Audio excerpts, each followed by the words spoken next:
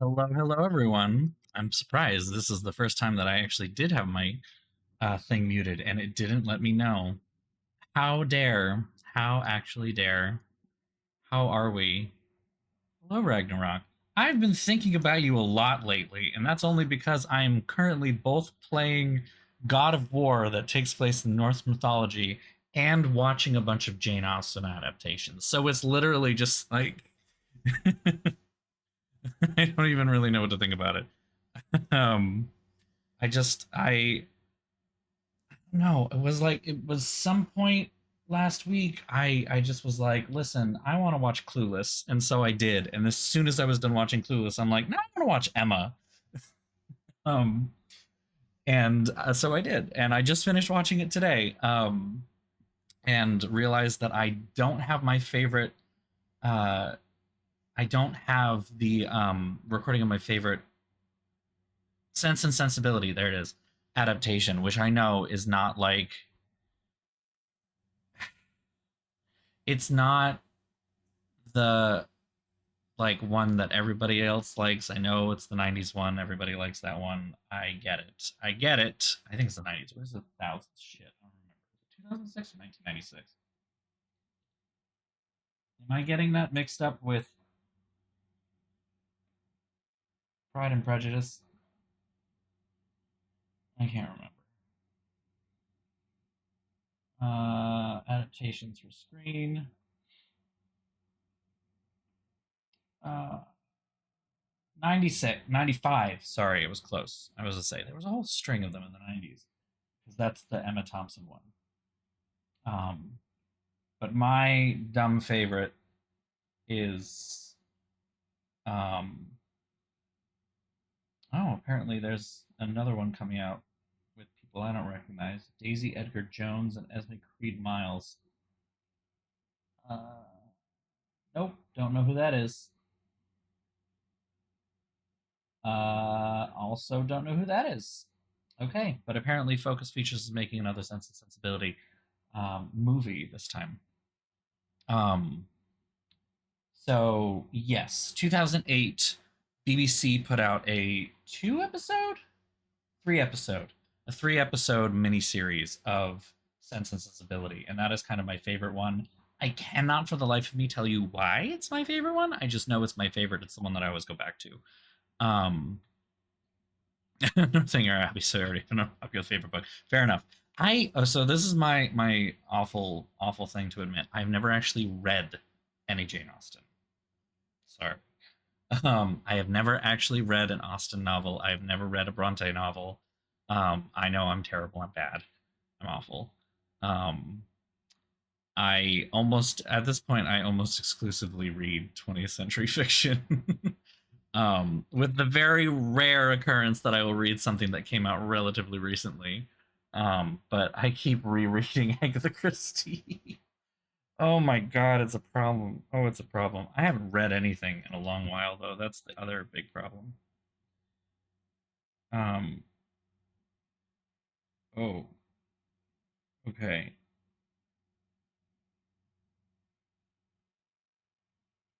Jesus. All right, not dealing with that. Um, so yeah, I cannot tell you why the 2008 Sense and Sensibility is my favorite adaptation, but it is. Um, I It's been a while since I've watched it, and I seem to recall the biggest downside that I have, the biggest issue I have with it, is that it is unfortunately falling into the like mid to late thousands hole of everything has a blue green filter on it. You know, like everything has a blue green filter. Um, this is the high era of, anything that's meant to be vaguely dramatic has to have the blue green filter. Anything that's set in a warm country automatically is yellow, especially if it's meant to be a poor warm country. Like Twilight. Right. Right. Like I don't know what it was. I don't know what it was about that whole era that we decided that fucking green filters were cool. But yeah, we decided that everybody needed to look like the fucking Matrix. It made sense in the Matrix in like the 90s. For it makes sense in specific places, but for some reason it just like kept propagating through cinema until like the mid thousands when everything had that filter on it. Everything. It looked awful. It was just ugh. Okay, gotta turn off the twilight sunglasses. Oh my god. I am unfortunately eating through all of this because I I planned my night poorly. That's a lie. I just struggled with what I had to do. Difference. So we're gonna fire up this game. I'm gonna fire up this game right now because I want to get this thing fucking done. I don't know if you've gotten up Ragnarok, but I am 100% done with this game. But we are too deep in it to just walk away. You know, this isn't quite the same as when I walked away from Pentiment, which I still feel kind of bad for starting and doing a third of it and then not finishing. But at the same time, and I'm like, I still have the videos even. I've actually neglected to upload the videos because I'm just like, I don't know that I care enough to even upload those. We're just going to keep pretending there was a gap and I didn't actually stream those days. Oh my god. That's kind of great. That's kind of awesome. I mean, Anya Taylor-Joy, I don't know, it's such a good adaptation. It is so excellently done. It is hilarious and tongue-in-cheek in all the best ways, because, like, Austen's fucking funny. Like, we don't give her enough credit for, like, she's fucking funny. She knows how to write. You were the only one. That is a crime. That's a crime. That is a crime. But like, I feel like we don't give Jane Austen enough credit for being like more than just a romance novelist. Like, she wrote about some of the intricacies of society at the time, and you know, Emma is a great example of some of this. She wrote a character who's a classist snob and like makes commentary about how that's dumb. Like, the whole point of Emma's character and her journey throughout the novel into coming to acceptance is recognizing that she's a fucking snob and maybe she shouldn't be. Like, that's not the only point, I guess. It's one of the major plot points, though. Like, she's an astute observer of society at the time, and she critiques it, and she does so with a wit that I don't think people should give her enough credit for, in my opinion. But yeah, Emma's an excellent adaptation. I love that the yellow dress and the yellow is also just like a subtle nod to Clueless. So it's like this weird circular thing. Because Clueless is also an excellent adaptation, let's be honest. It is not a one-to-one. I appreciate the changes they made to make it fit in the 90s and be the quintessential 90s movie in so many ways. But it is also an excellent adaptation of Emma.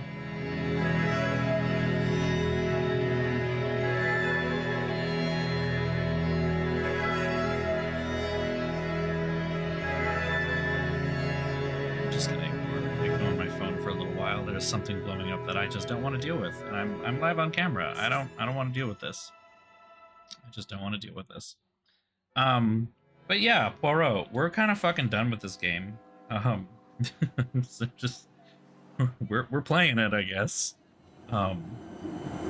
This educated girl who's obsessed with novels doesn't realize how different she grew up. Oh yeah, okay.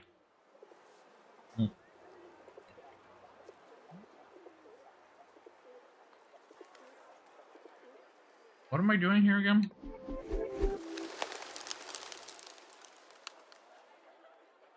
Inspect Johan's apartment, talk to Florence, talk to Anastasia. Florence again.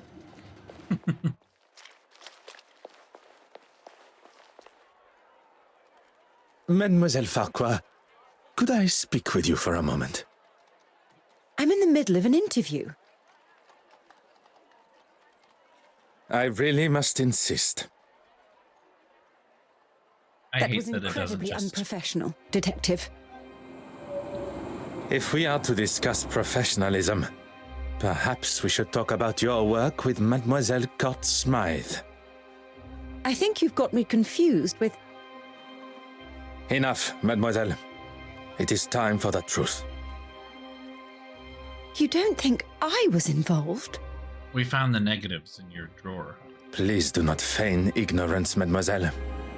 Where did mademoiselle receive her inspiration to make her forgeries? I remind you that I stand before you as a detective. It would be wise not to continue this charade any longer. A detective with no legal standing. Jesus Christ. This Poirot is kind of dumb. Poirot, maybe we should... Oh my god, just advance the goddamn dialogue. If Mademoiselle Farquhar requires someone to speak in her defense, she can contact a lawyer. That won't be necessary. She asked me to photograph certain pieces of art, that's all. I didn't know what she was doing with them. I swear. I have no idea. I thought she was just trying to help my career, and I needed it. Your career does not appear to need the help of a criminal. She had such confidence. She knew all the right things to say. And she got exactly what she wanted from you. I was financially dependent on her. She paid for the lifestyle that I had found myself in, that she pushed me into. Couldn't you have just said no to her? Act too hard. And risk her exposing me for what I had done. She was the one holding all the cards. I had no way of proving it was all her plan. I had no other choice but to do what she said. Okay. Hold on. We started this conversation with, I had no idea she was doing illegal things, and got to, I knew she was doing illegal things, but she was blackmailing me. And no one has brought any attention to that. Like, well, so fucked. So done with this game. Merci, mademoiselle. That is all for now. Was that all we needed to do to talk to her? Okay, cool. Anastasia. That's the... I am sorry to have interrupted your interview earlier. By the looks of it, what you were saying was much more exciting. Care to spill? No. Perhaps we should stick to my questions to you. You have been most... Him,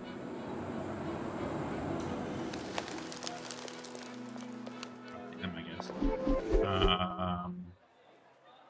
Inspect the dressing room. We're going back to the dressing room. Right, because there's some dumb thing that you find in the dressing room that fixes something in the apartment. That's right. I vaguely remember this. Oh. Am I supposed to know how to do?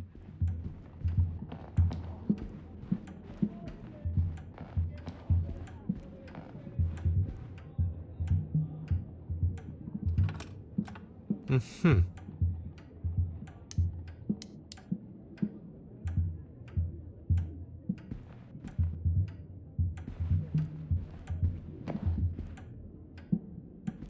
I don't recall anything that needs have anything in my hands.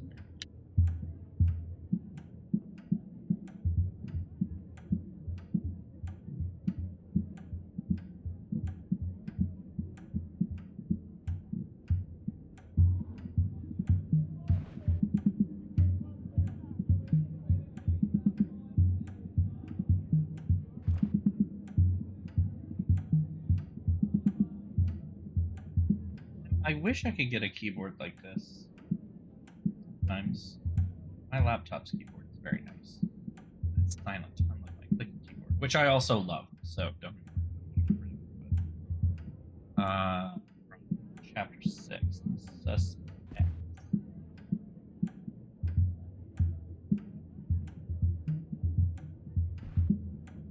Yeah, we did this. We did this.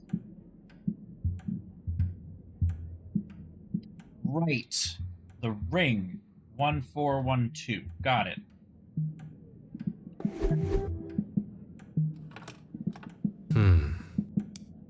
One.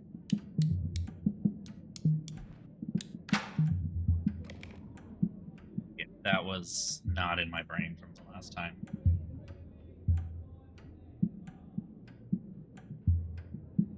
If it is, Can we- it's been written by someone that hasn't quite grasped the English language yet. I didn't know Hastings was here. Some kind of instruction to commit arson. It seems too obvious, but that does not mean it is wrong. It seems too obvious, but that's not necessarily a red herring. Okay. My beloved, as much as it pains to be so far from you, your words are enough to give me some comfort before you be in my arms again. Spoke with my father, he couldn't be happy of us, and we have his blessing. I know you wanted to be here when you told him the good news, but I just couldn't wait. I have everything crossed for you tonight. Not that you need it. Break a leg, Manschkat. Lem.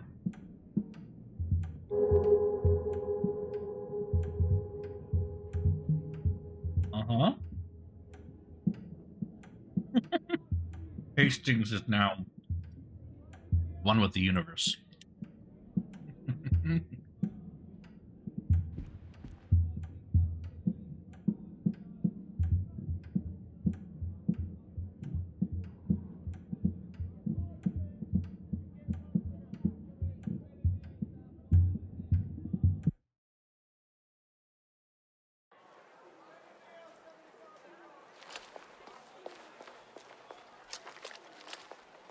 He was standing out here the whole time, and he just astro projected his voice.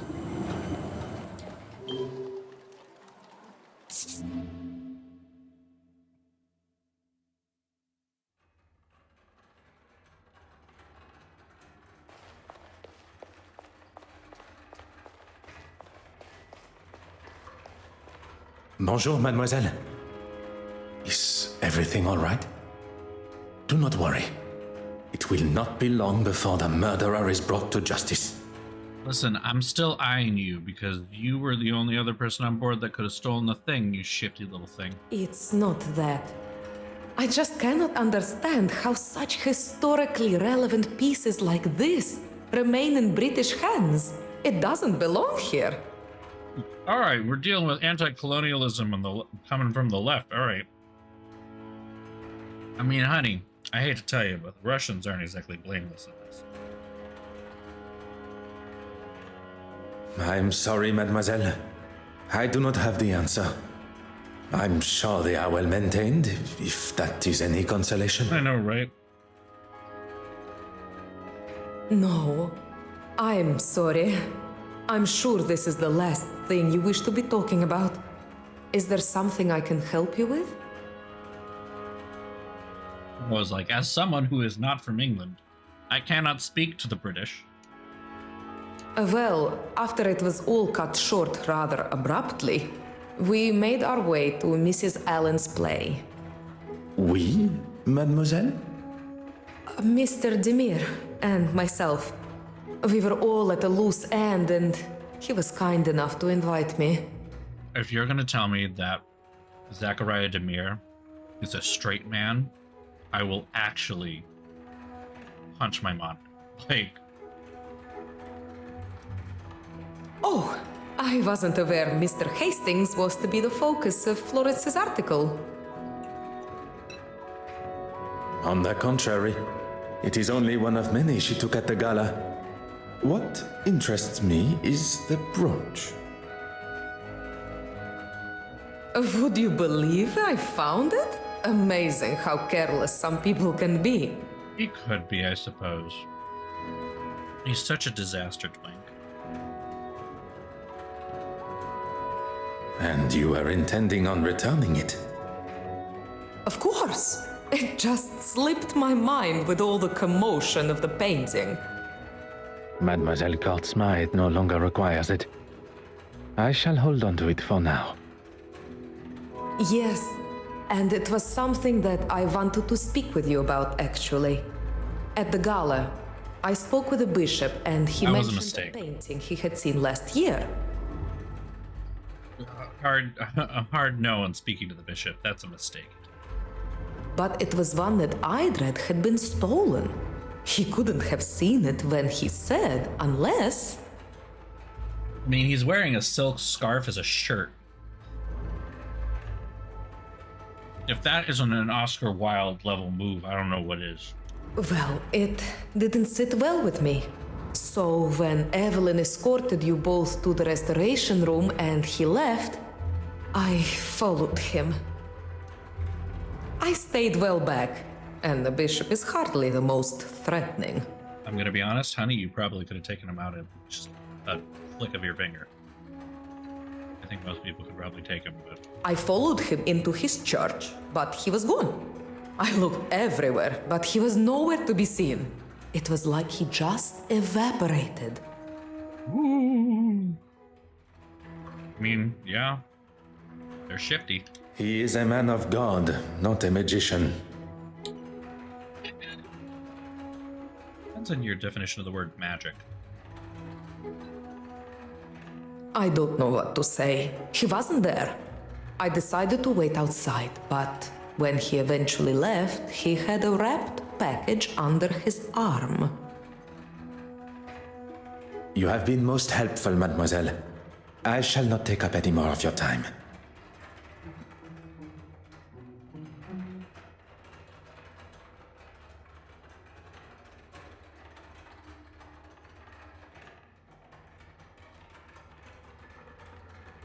Buttons.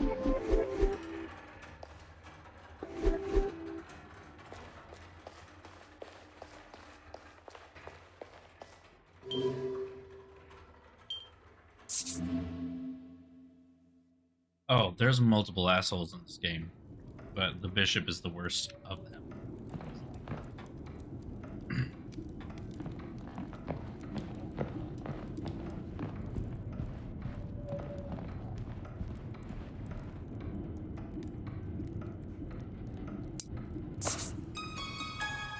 Ah.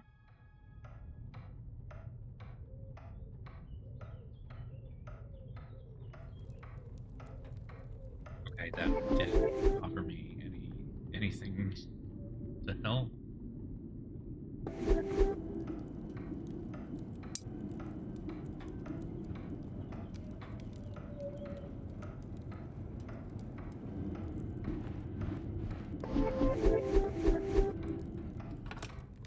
Huh.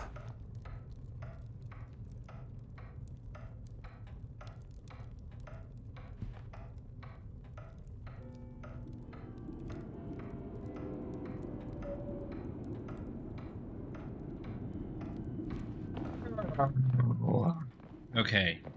See, this is the problem with not with stopping playing in the middle of it. I forgot a lot. We were handed a Norwegian dictionary earlier, and apparently you cannot get that information again.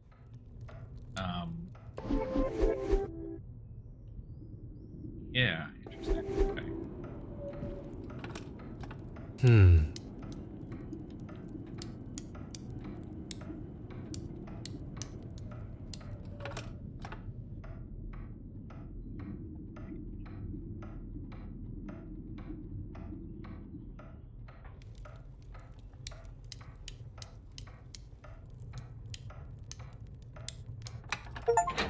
Ta-da!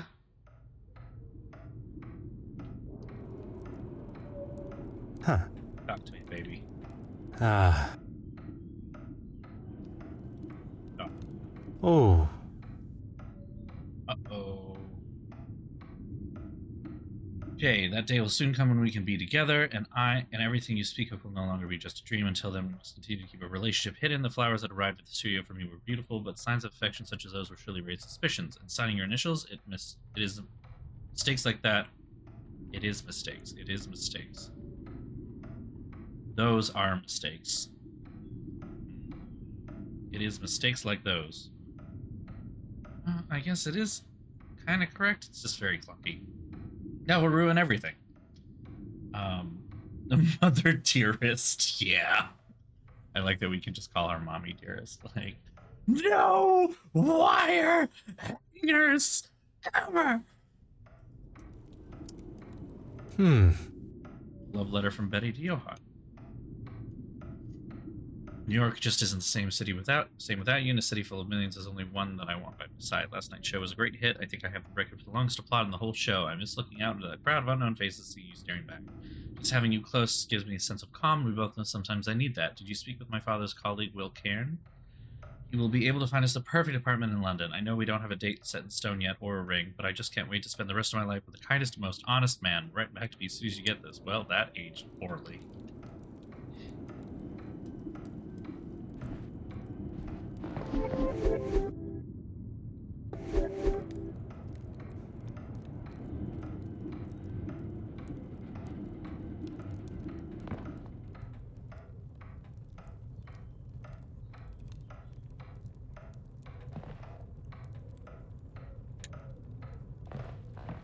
What do you need? The argument with Irene at the gala, and then with his wife after. Madame Allen had uncovered their relationship. But even with this revelation, what still remains a mystery is Monsieur Christiansen's involvement with the theft.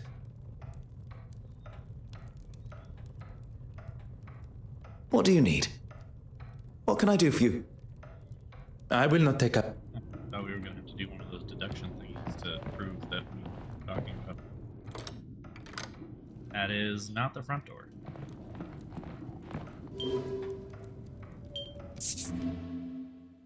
Ah, look.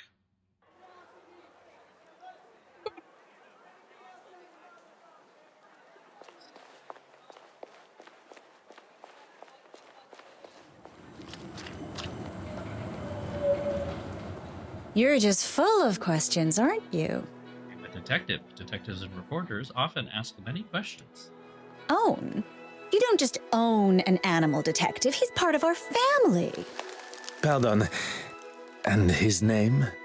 Enoch. And I ask you the question, what's he got to do with anything? And how do you know about him?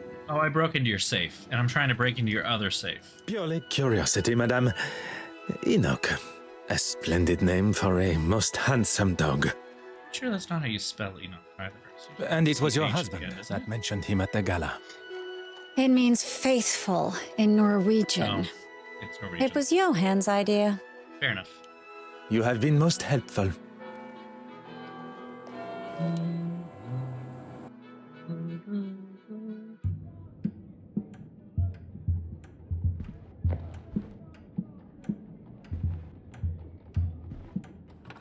All right. Oh. Oh.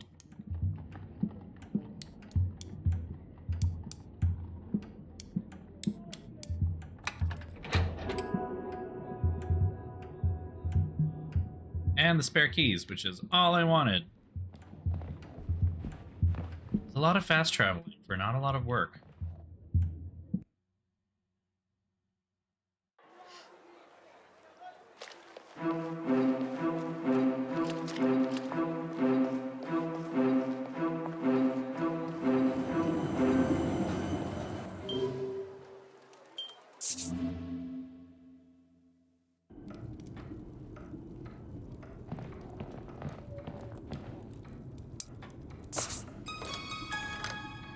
Ah.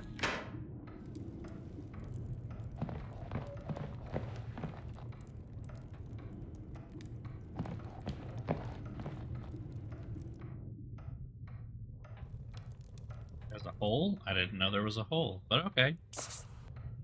Oh, look at that.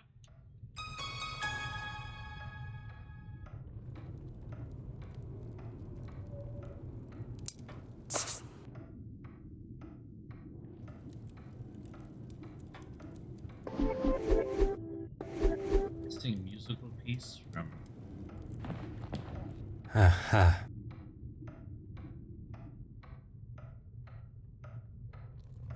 Ah. What are we doing? Oh, okay. It's just like blank canvas. All right. What are we looking at? Aha. Pigment is brighter than it should be. The pigment of this paint is brighter than it should be. I don't know what we're looking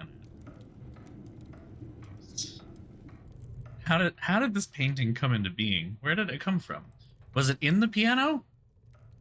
Is that what this was?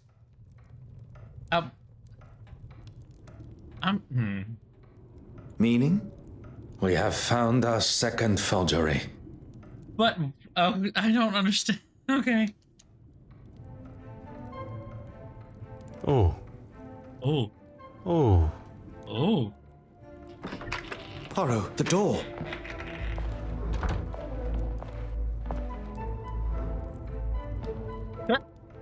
What are you doing in? Monsieur Christiansen, welcome home. This doesn't look good, does it?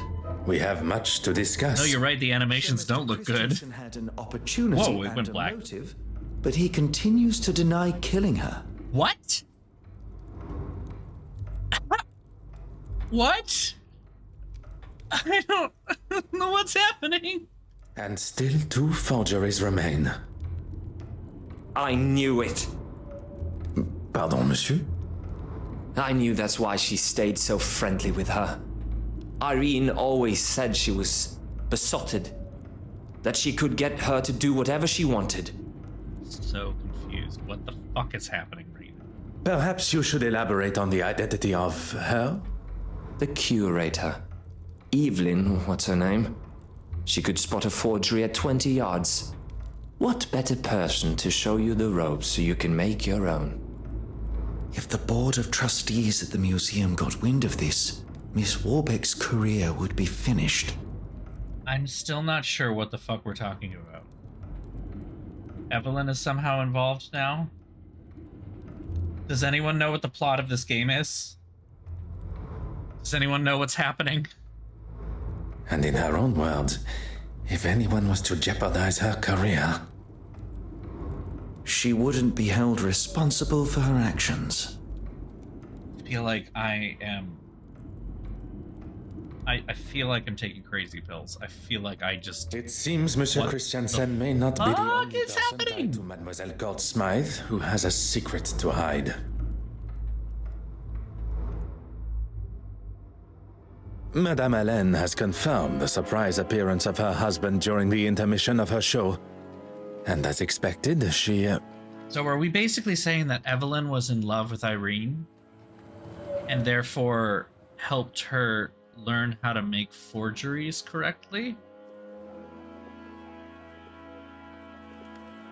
Is that what this is? Because that's what it was implying, but did not even...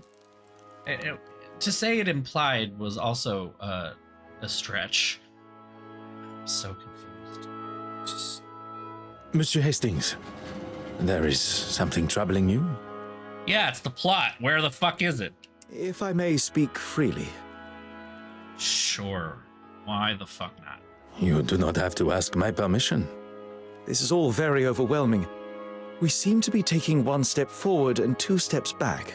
Only 2? I can understand your confusion, but you cannot allow it to consume you and your emotions to take charge.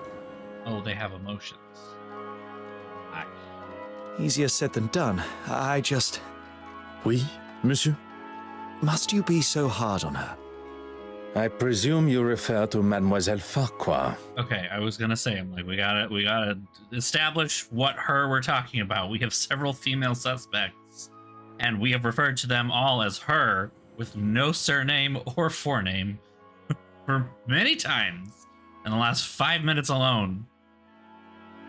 You gotta hold my hand a little right now. You talk about emotions not taking charge. She is a suspect in a murder investigation, not a guest at afternoon tea.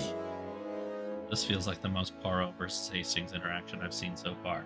If Mademoiselle Farquhar is more important than discovering the truth and finding justice, I would have thought you would know better of me by now. I'm sorry, but I don't agree with how you spoke to her. when it is your investigation, you will have the authority to conduct your questioning how you see fit. Is this supposed to be a serious fight? Until then, I will continue in a manner that has and continues to bring criminals to justice.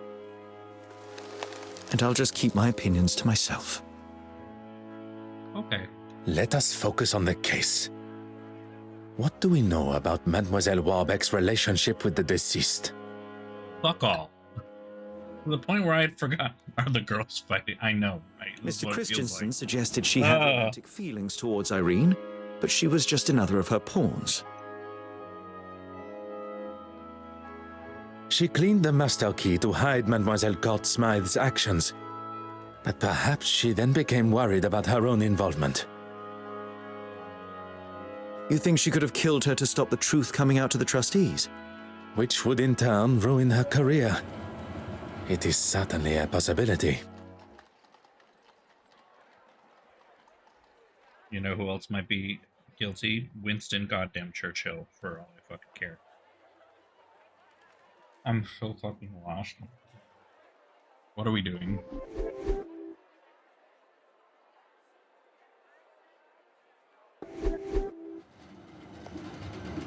Do we have this fucking guy's here? Your Grace. Detective Poirot, good morning. Can I assume there is still a murderer loose on the streets? Can I assume there's still a bitch sitting in front of me? Oh, wait. London is a very large city. I would fathom a guess that there is more than one, as I have not had the chance to arrest them yet. And I pray that one of them finds you.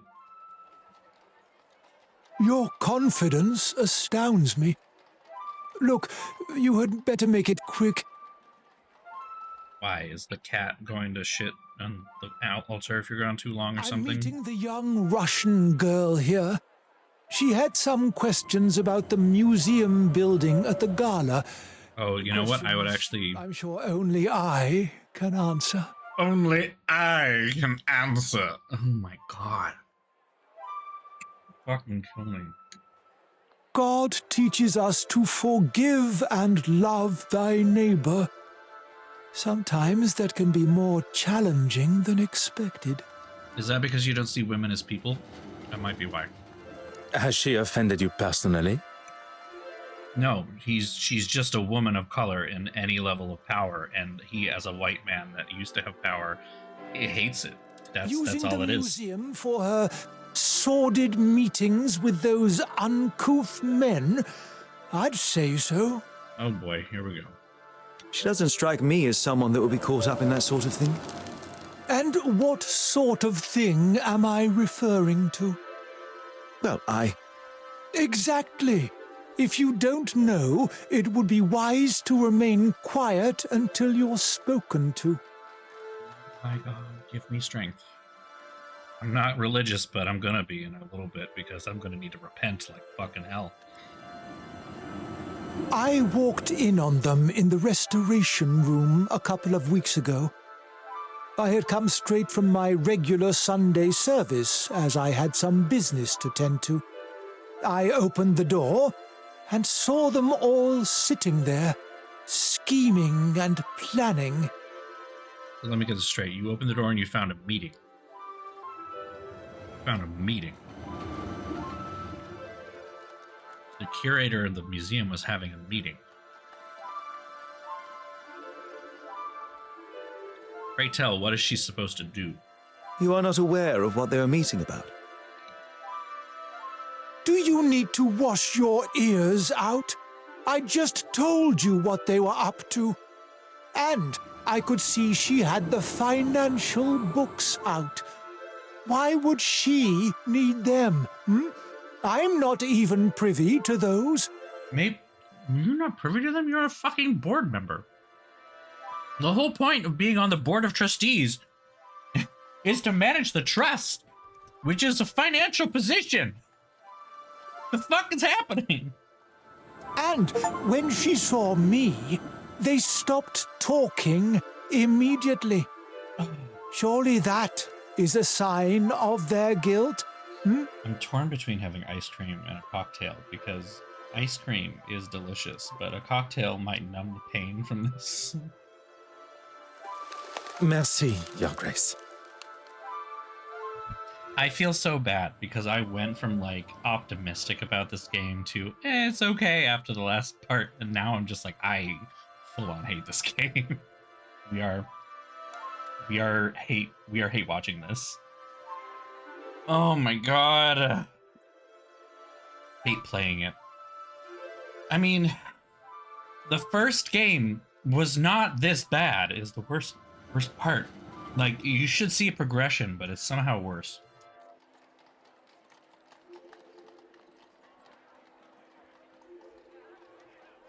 Okay.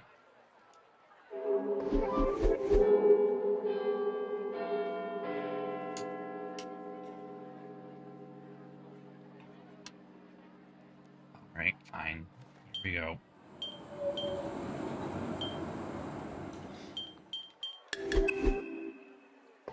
Let me guess. Talk to Evelyn, talk to Horace, but we already Go talked to on, him. then. What do I have to say to this man? You make it sound as though it is I that has a problem with her. I mean... Forgive me, have I misinterpreted? You should never say forgive me, because that means you're about to get an earful from this motherfucker. If you cannot even understand Yeah, there it is. what I have to say, how will you ever understand what Jesus and his Father in heaven require of you? Poirot is Catholic, you Anglican fuck! That is perhaps a matter best discussed at a later time. What I wish to know now is about you and Mademoiselle Warbeck. Rage quitting a Poirot game. I feel like I'm on the fence. I'm so close. I feel like if this game wants me to play, like if this game does not finish up in this stream, I might just be done. I'm not streaming on Tuesday. I'm going to be in the middle of the woods. There is no need to lose one's temper, Detective. The Lord tells us. Your Grace, please. A lesson for another time. Let's just say that I certainly wouldn't have given that common thief an exhibition, especially now. Merci, Your Grace. Okay. That was unfortunately not the end of our talking to this man, according to me. I hate this. I hate this very keenly. Oh my god. Oh.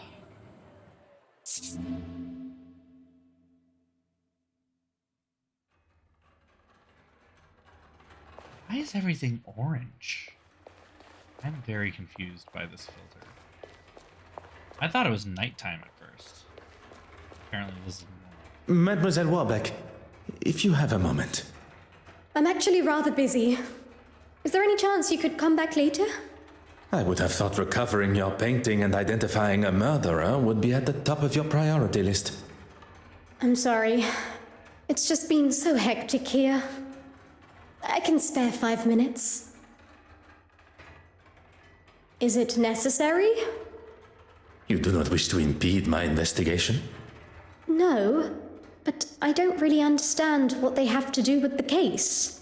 It is important that... that is quite all right, mademoiselle. It was not my intention to make you feel uncomfortable. So we're just giving up. Honorable? That's a good one. I get the sense you two spend your time butting faces. That is the first Poirotism that's happened this whole game. His first attempt at an English phrase that falls flat. Butting heads. Thank you, Hastings. Oui, butting heads. It would be easier to say what we do agree on. Now there is actually a thing. It would be like butting faces. Hastings says, butting heads, good chap. And then Poirot responds with, oui, d'accord. And just like, yeah, that's what I said. And then they just continue on. Poirot never admits that he was wrong in this particular institute. And he probably would say something like the butting of the faces. Let's be honest. So you gotta lean into it a little bit more. I don't know what he has against me. I didn't like one of his suggestions for an exhibition, and since then he's made it pretty clear he wants me gone. Usually after an exhibition, the artist's work would be returned to them. But on this occasion, that is not an option. I still have every intention of going ahead with the exhibit that includes her work, even if the trustees are against it. I'm still the curator of this museum. I'm hanging her work now, and that's that. I recall Mademoiselle Court-Smythe referred to the exhibit as hers. The level of arrogance and hypocrisy is now even more evident. You have been most helpful. Did this uncover anything we can use? Inspect the restoration.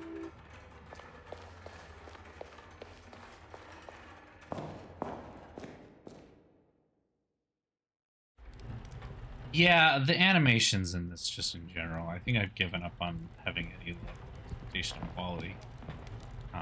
He walks weird. They all talk weird. Ah.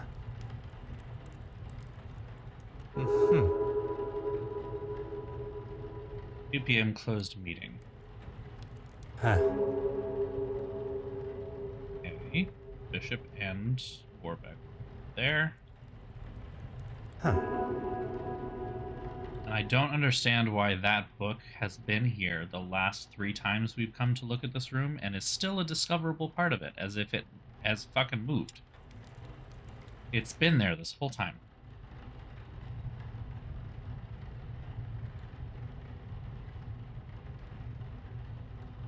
Okay.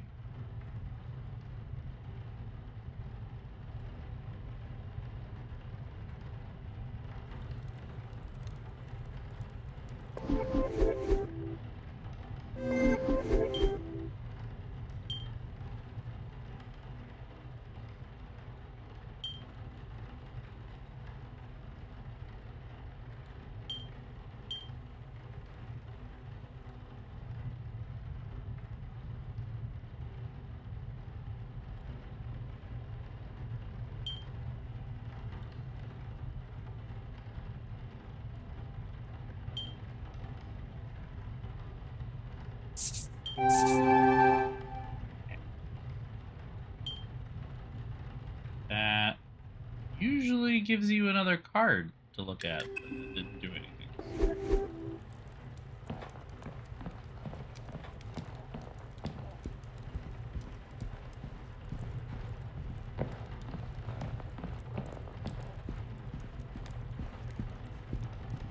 This is the first time you get to go in here. Ooh. Huh. Uh-huh. Safe combination. No numbers, nothing. Tube of paint. Another tube of paint.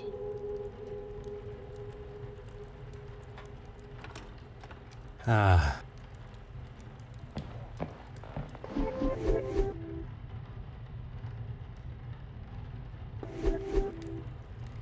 You know what, hold on. Let me actually just clear up notifications from in here so that next time I actually have something new. Show.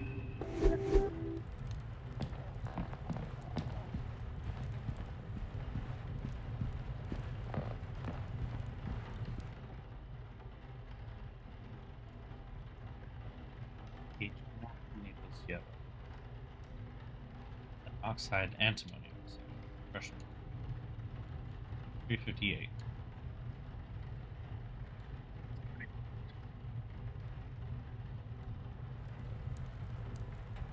Three, 5, 8, 9.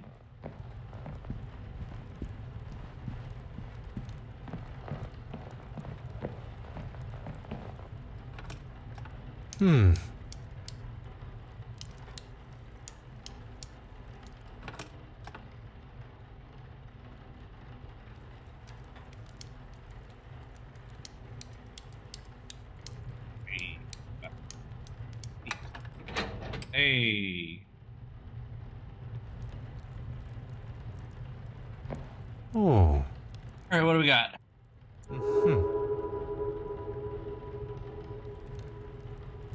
Uh-huh. Okay. We don't get to read that. Oh. 2 payments of 250, but no indication of where the money went.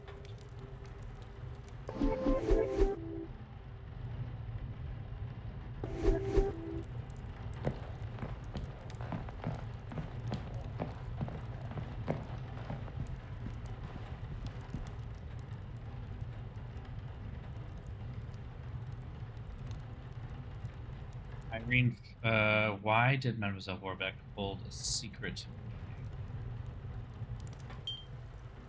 withholding financial information?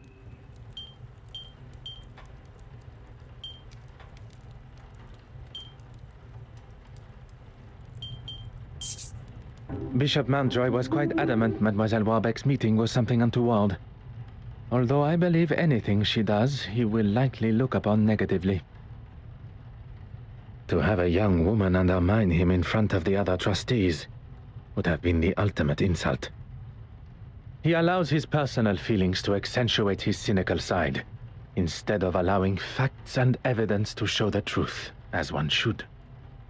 Mademoiselle Warbeck was doing nothing detrimental to the museum.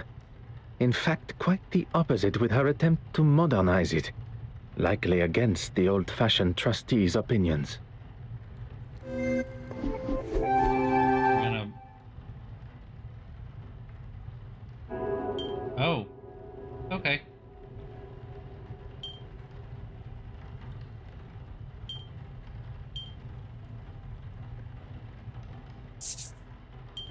Come, my little Grey Cells. We must... Interesting, because it didn't actually let me finish this. The pieces of the puzzle are fine.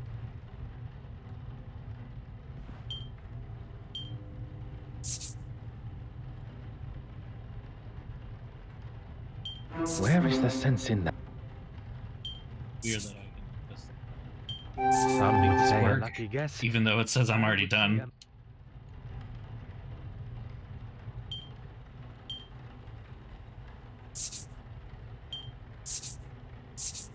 Okay, now we're done. Okay. Not sure how we got to this point. Okay. Standing upright. Poirot's knees are bent. He's leaning back. Maybe that is how they make him look shorter. That'd be funny in a not fun way. Go right ahead, Detective. I wonder who you've been talking to. What did he tell you? That I've been up to no good? Not in so many words. I was meeting with artists for a new exhibition. Hi. He has no idea what he is talking about People are when coming it in comes to... or really anything for that fact. You get to see me have a mental breakdown over this game. I don't know what the plot is. I don't understand how we're solving these puzzles anymore. And I'm just finding all the flaws. So hi, everyone! Welcome! Oh my god. Yeah, this is, Drop in anytime. like I said, this is a hate stream at this point. My opinion of this game has gone from this is really interesting, this could be good, to this has a lot of issues, to I actively don't like this any longer. So welcome. He can't see the future. The new wave that will change the art world forever. As well as the uncouth gentleman you met. He also mentioned the financial books. Uncouth? Anyone not wearing full priest robes is uncouth to him. I wouldn't show Horace the finances because it has nothing to do with him. And he's simply looking for any excuse to have me fired. Nothing more. Well, considering he didn't want her work anywhere near the museum, I wouldn't have said they had one at all. Then the next thing I heard was that he had commissioned her to do some pieces for his church. I didn't know anything about it until Irene told me. Do you know what he had commissioned her to paint? No idea, I'm afraid. She was sworn to secrecy. You have been most helpful. Okay. Sure. Helpful. That's the word that we can use to describe something that is not this, but, you know. It exists. It is information that was given to me. Whether or not it was received in a fashion that befits... I don't know where I'm going with this. Alright, let's talk to this grouchy old fuck again. Come on. Go on, then. You'll have to be more specific than that, Detective. The paintings produced by Mademoiselle Cortsmith's brush. Oh, yes. Well, I thought it was necessary if she was to feature in the museum. You couldn't just use her other pieces as reference? I suppose I could have, but I don't actually see why it is any concern of yours. It is not as though I kept it anyway.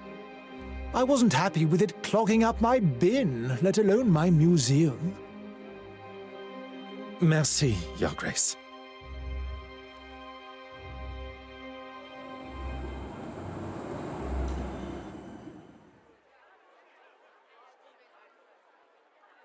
It appear to be black market dealings by Sportsmith alone, much more lucrative and expanded operation. They're all in on it. They're all in on it. That's what this is. Seriously, I don't know what's happening anymore.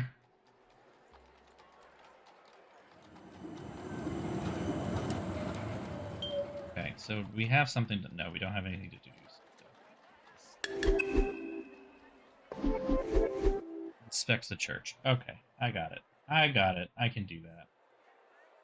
Ugh. I am having an interesting day, that's for sure, but I have to work from home tomorrow. I have to. That makes... Well, I mean, I have to work, so there. But I'm working from home, so good. And then I'm off for, like, a little vacation, which I'm looking forward to. So it will be fine. Have a good night, though. Thanks for the raid. Take care. And for all of our lovely viewers now joining, welcome to the game that I get to bitch about while we play it. Various sketches in the back of his Bible. Pitcher and a jug. Those are paintings. Huh. Yes. Okay, so we have one of these, I'm sure. Huh. Huh.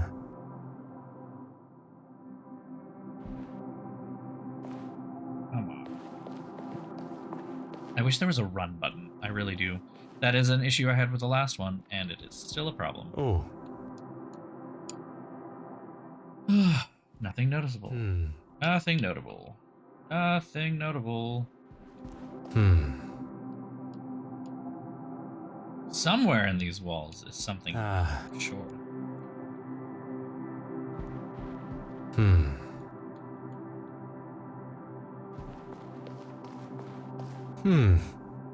Ah, wait.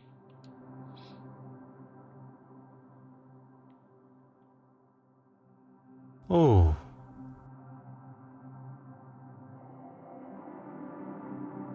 Aha. Percy Blackford.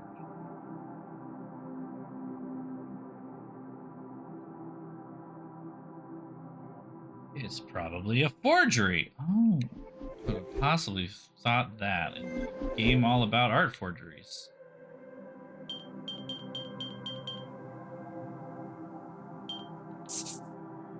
What a revelation.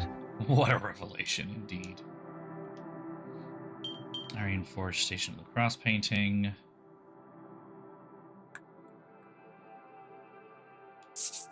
Logical thinking shall... Why would he request copies of the painting that he already had?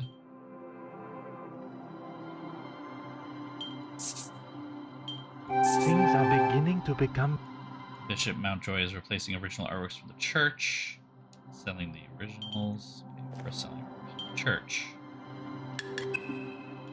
It appears that the good bishop has been replacing the church's original artworks with Hastings is going to resign from Lloyd's at this. This is going to be the end of his career because he's just going to be like, I ain't fucking dealing with the paperwork for this.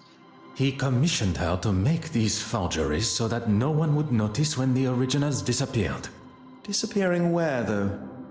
You don't think he's selling them, do you? Why else? Mademoiselle Babagna appears to have been right about the bishop's connection to the black market. And is that because she also is in the black market? Ask ourselves. Is she the buyer?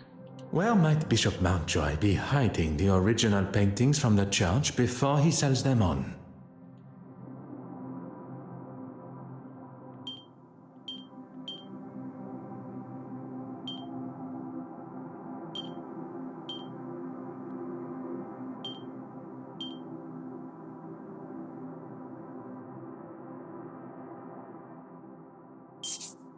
We must gain access to the space behind the confessional. Alright, well, time to move a very heavy piece of furniture, which is definitely one of the things that Poirot is Fop will be able to do. That's fine. Oh. Huh. Oh, look, a hole. What's this? A hexagonal metal tube?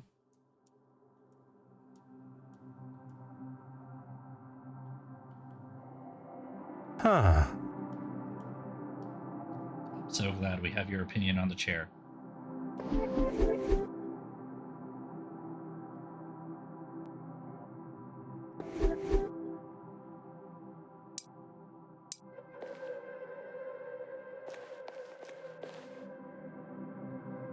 Huh.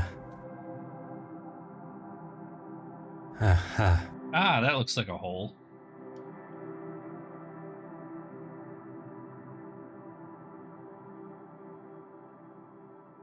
Mm-hmm.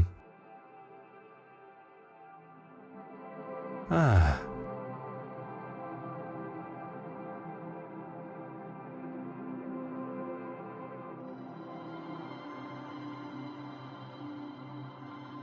Oh. The cross. What are we even discovering here anymore? I don't understand.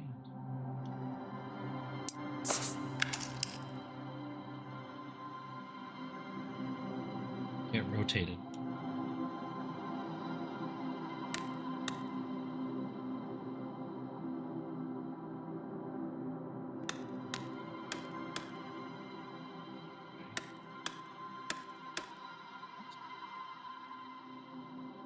Alright, this time I can actually look at the reference. Let's see what I'm missing. Alright, so this. Huh.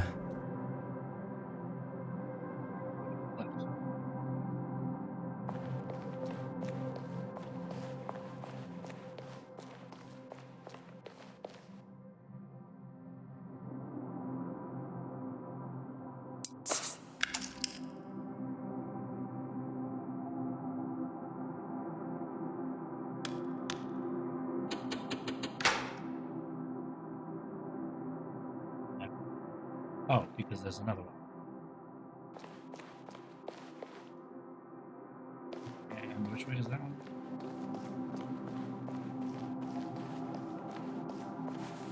Oh. 10 or 11? Northwest. Ah. Huh. Mm-hmm. Oh.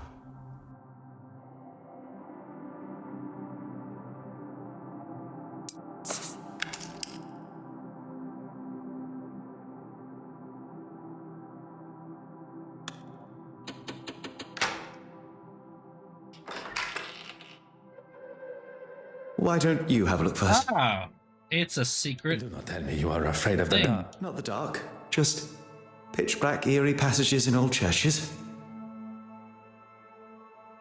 Poirot, where are we? If I am not mistaken, this is part of the secret tunnels that were built hundreds of years ago to sneak those that did not agree with the powers of the country out. And why exactly are we in here? The why must never be obvious. That is the whole point. Right.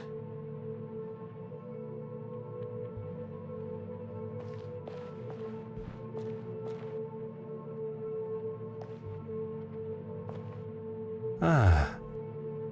Aha. Interesting.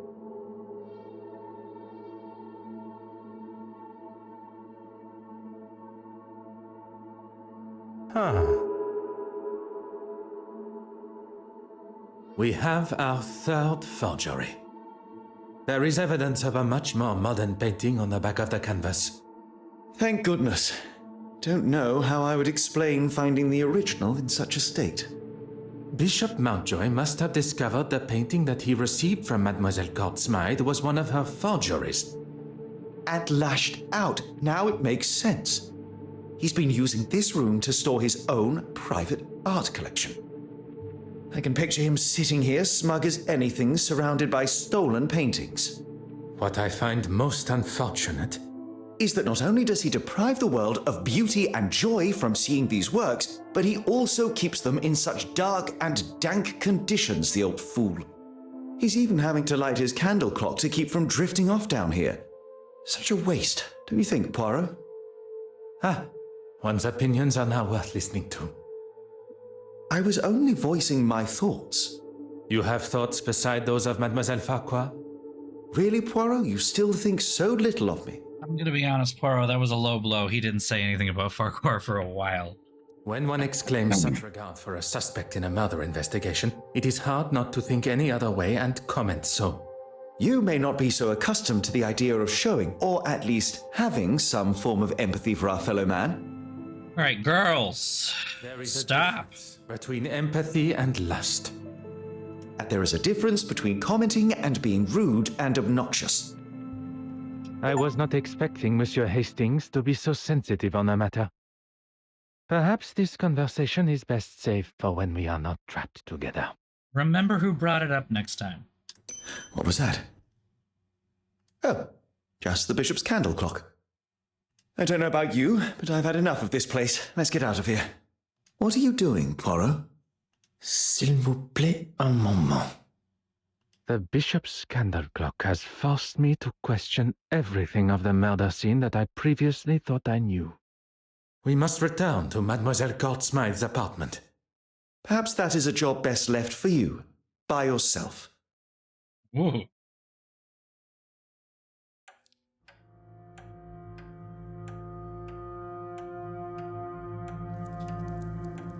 All right, back to the fireplace.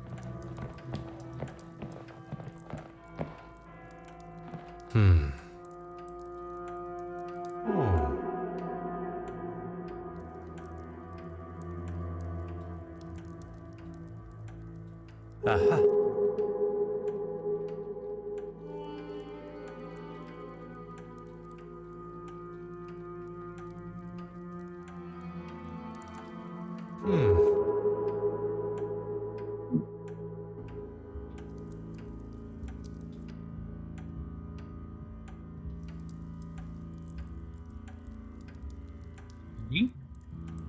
Experiment how?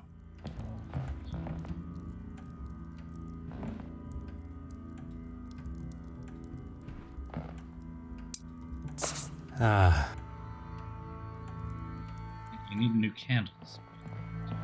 Where?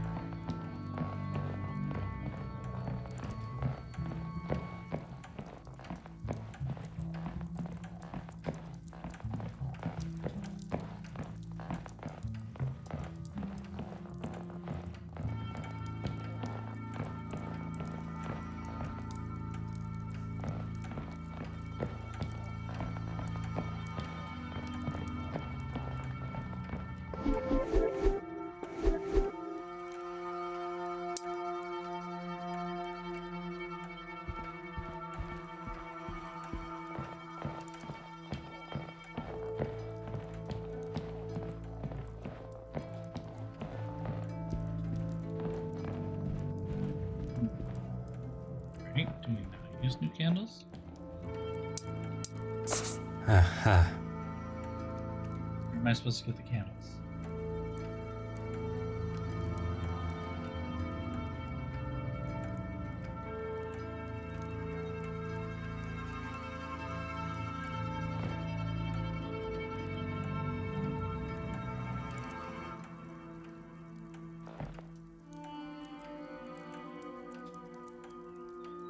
Ah, the neighbor. All right. Sure. Fine, I guess.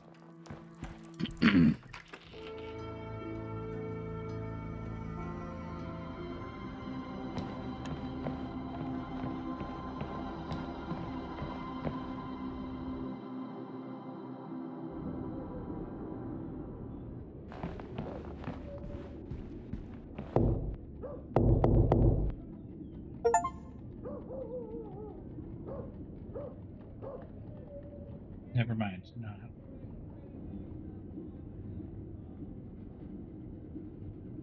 Apparently there was stuff upstairs still. Never mind. Alright. Well, you know, maybe this is... How far are we from finishing this chapter? Can I break now and get...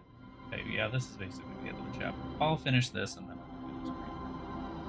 do this. I also need to get a glass of water. I feel like I've got a lot of chicken Alfredo in my throat. It's real fun.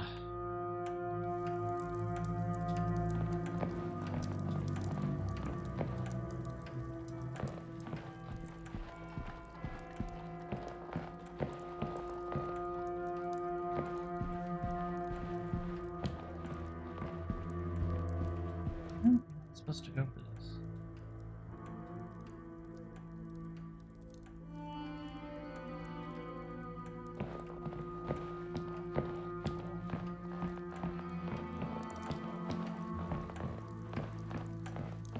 Ah, there we go. Oh.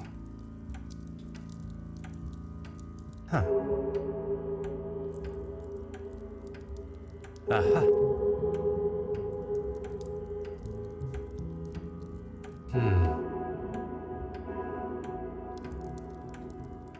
Oh. Half that stuff we already found. Again, I feel like we're just retreading the same things over and over again. It's getting old. Huh.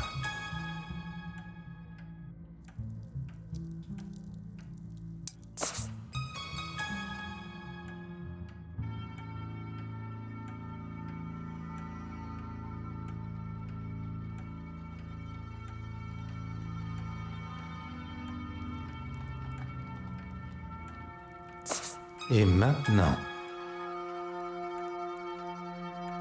Oh. I believe myself to be the greatest detective in the most prestigious police force in the world. But I have been duped and swindled, falling directly into the trap laid by the killer. And now I stand here alone, contemplating what is to come next. That's heavy. Monsieur Hastings was quick to make his excuses to retire to his abode and not return to the scene of the crime by my side. I hope there is not something further that troubles him. One does not need added strains at a time when steps must be retraced and a new timeline considered. Sacré. I have spent my time staring into the sun when deceit and deception has taken place in the shadows. A murderer remains free. But the truth of the fire eludes Detective Hercule Poirot no more, and soon neither will their identity. Okay.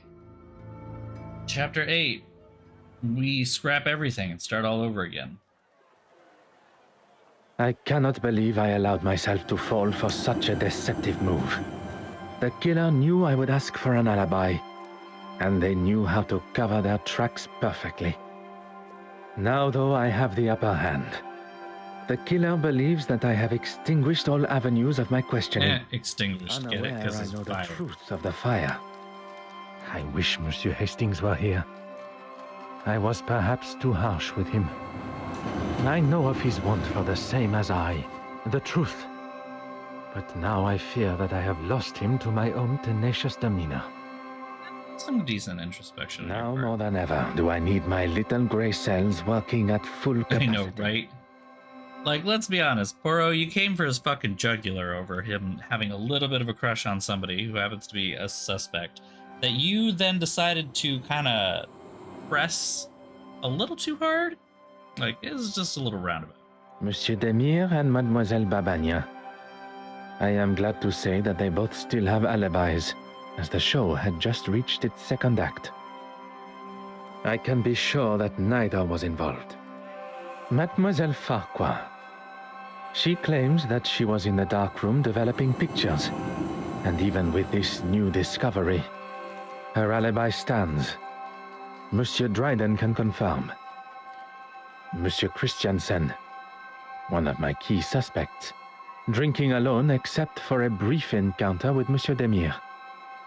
But Madame Allen can substantiate his trip to see her at the theater to apologize during the intermission. Which leads us to the good Madame Allen, on stage performing. Innocent. A side note, I must make an effort to see her production. From what I have heard, she sounds quite captivating. That doesn't sound like you. The Honorable Bishop Mountjoy. His Compline prayers had not yet begun, but Mademoiselle Warbeck and he were together in what I can only imagine to be an uncomfortable meeting for them both. Her innocence has already been confirmed, although upon learning of how she has been treated, I would not have been surprised. Last but certainly not least, Monsieur Aylesworth, and the article in the newspaper documenting his, as some see, heroic speech amongst the House of Commons is alibi enough for the murder. And where are we left now? Every suspect seemingly as innocent as they were yesterday. So we went through this whole thought exercise to determine that we don't actually have suspects. Is that what you're telling me?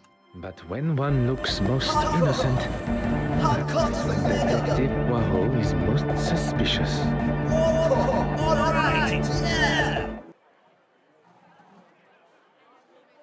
You good?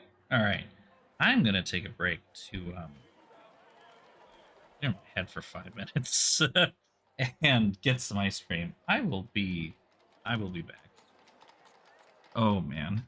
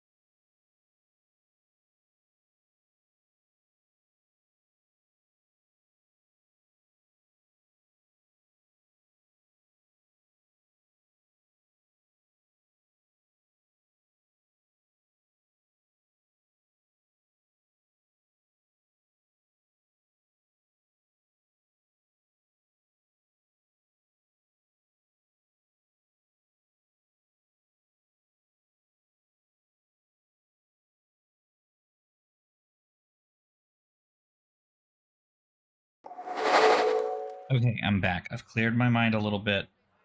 Ready to go. Sorry that it was a longer wait, but I still want to say goodbye to my boyfriend before he leaves for work. So, what are we doing again? How's this working? Everything is bad. That's what it is. Talk to Zach. Okay, got it. Hey, girl. Hey, girl. Hey. Look at this man. Tell me that he's not somewhere on the queer. Like this man is this is a friend of Dorothy. Like the fucking loafers, rings all over the place, wears a scarf instead of a shirt. Okay. Okay. Finally, a face I can trust. Everything all right, Poirot? I'm afraid things could not be further from all right. Don't tell me the famous Detective Poirot is stumped. Stumped? No. Perplexed? Oui. Perhaps you can be my perfect distraction. Oh. Oh. Is this game gonna get really interesting really quickly? Hold on a minute. Perhaps you can be my perfect distraction. I know, right? Like, all right, there's an alleyway right there. Let's go, baby. Let's be honest, they're both too much of a fop to do something like that. I may not be the celebrated doctor that my father hoped for, but I still like to keep up with recent medical journals. Does that have anything to do with men's anal health? And what is the latest discovery? Sphincter more pliable than thought. Cocaine! Oh, okay.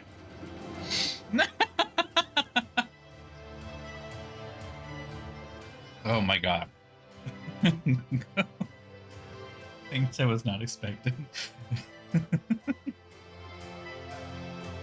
I don't know why I find this so funny. Cocaine! Alright, cocaine is an alkaloid extract from the leaf of the, oh, that's a word. Erythroxylon coca plant. It usually grows in South America. Its most available common form being hydrochloride salt, which can be taken orally, intranasally, or intravenously. The peak effect ranges from 1 to 90 minutes, depending on the route of administration. Cardiovascular effects of cocaine use. The most common symptom in cocaine users is chest pain. The most common cardiac disorders is...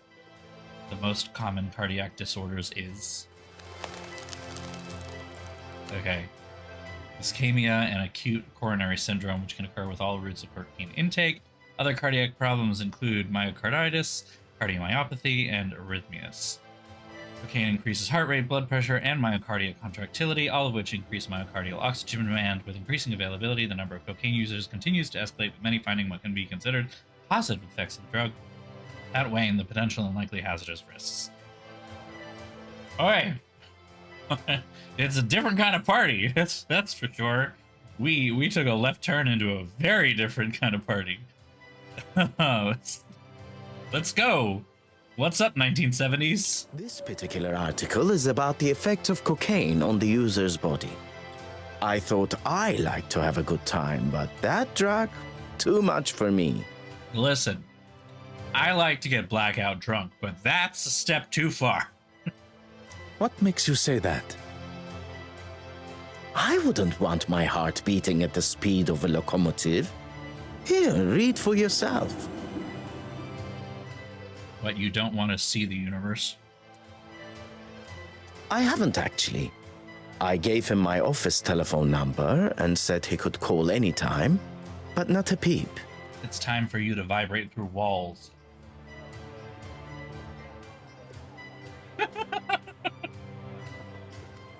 Welcome back to from the shower. Poirot at Studio 54. Hey, that sounds like it's going to be the next game that comes out in September. It's literally Poirot set in the 70s. It's Murder on the Nile. You just entered my room through the wall. It's Death on the Nile, but in the 1970s. We get Disco Poirot, all right? Like, what really happened, I think, is that someone on the development team played Disco Elysium. They're like, we need to do that. You sound surprised. Well, he probably wants to keep his health issues out of the public eye. Hence me offering to help, but he seems to be just fine, surprisingly. Do you think there is a chance he could have faked it all? He's on cocaine. How those little gray cells of yours work sometimes. Amazing.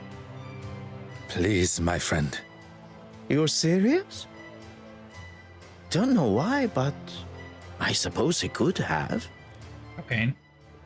At this point, anything is a possibility. I think a visit to Monsieur Aylesworth at the Royal Society I of know, Art right? is in order. It's this man is leading the goddamn Pride Parade. Mademoiselle Babagna, a pleasure as always.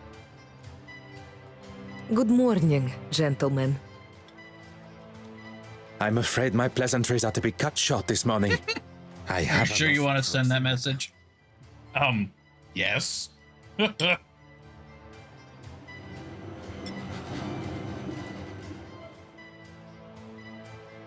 Disco Elysium with a capable detective. I'm going to talk to Mortimer.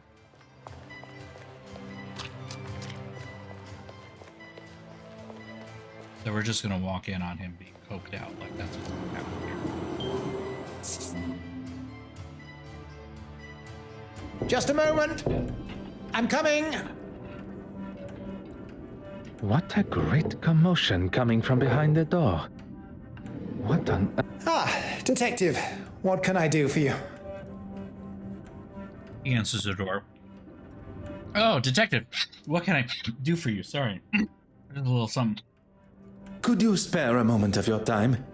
If you are feeling up to it? Why wouldn't I? How's that deviated septum? You are recovering from a potentially fatal heart attack.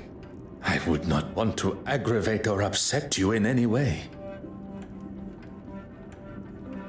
They actually had cocaine knives at this time, I think. Like, they didn't use credit cards. They actually had, like, implements for snorting cocaine. Are we really going over this again? My guy, you had a fucking heart attack. Either you faked it, or you're being incredibly nonchalant about brushing death. It would help me clear up some discrepancies. Very well. As I've said before, I was in the House of Commons addressing the bench, as you know. And then I was speaking with the reporter. The editor, Nathaniel Dryden. If you say so, at the news office. Monsieur Aylesworth is sticking to his story. I did not expect that it would be easy to unsettle a politician of his experience. I wonder how you unsettle him? Punch him in the face. See what he says then. What would Poirot's half-light? And why would I? And why would I? Oh, to thank him for his help at the museum. Yes, of course. I've been meaning to send him a thank you gift. One would think that thanking the man that saved your life would be further up your priorities. I'm a very busy man, as I'm sure you understand. And I don't know whether I'd go as far as saying he saved my life. What do you... Okay. On the contrary, had Monsieur Demir not been there with his extensive medical training and a man of your age, perhaps you would not be here talking with me today. If Monsieur Aylesworth is not prepared to tell the truth, perhaps I can use his own pompous nature and guilt against him. The nurse said herself that I had the heart of a young athlete. It'll take more than that to slow me down.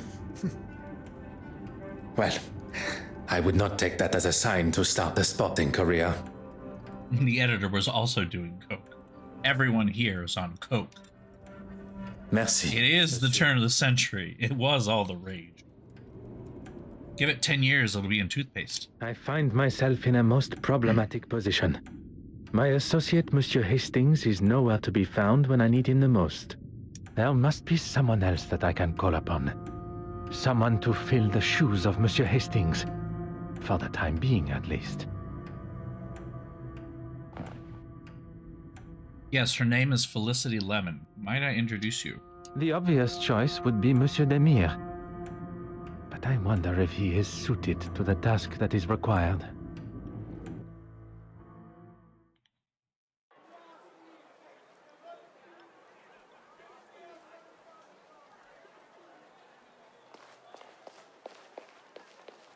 Rolling back up here to drag brunch. Let's go.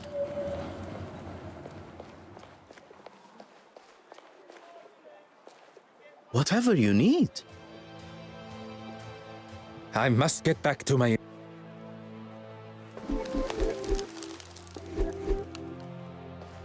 Good morning, mademoiselle. My apologies for my earlier departure. That's quite all right. Mr. Demire informed me of the facts. The case has taken a direction I had not foreseen, and it now leaves me... I will not stand here and listen to you wallow. How can I help? Go on? I require a distraction. I promise you will come to no harm and... Who am I to distract, and from what? Monsieur Aylesworth, I need to gain access to his office without his watchful eye. No big deal, just breaking and entering into a member of Parliament's office. Detective Poirot, preparing to cross the line of law.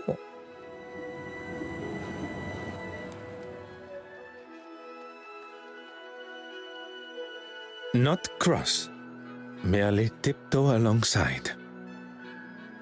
No, Poirot. Breaking and entering is in fact illegal.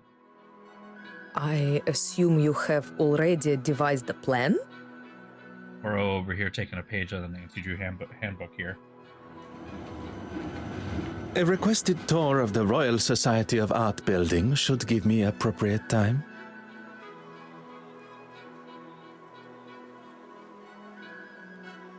Then that is what I shall do.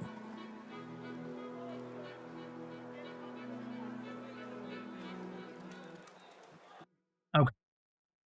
Ice cream has been ingested. The door has been left ajar, exactly as required. I could hear Monsieur Aylesworth fumbling around behind his door on my last visit, and combined with his hesitation to open his door to me, I can presume he had something he did not want Detective Poirot to see. All right, let's do this.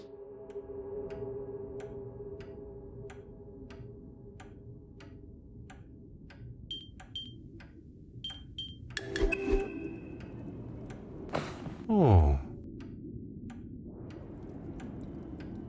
And wastebasket. Pointless.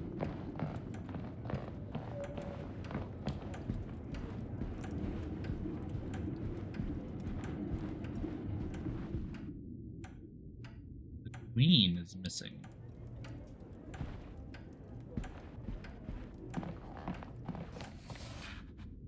Mm-hmm. Curious bookcase. Ah, look at that. It's like there's a moving bookcase and there's a secret door behind the moving bookcase. Okay, but you didn't open it to see what it was, Phil. Huh. That is a gun. Ah. Yep, that's just a gun. Ah. And a snuff spoon. Look at that. Cocaine! Huh.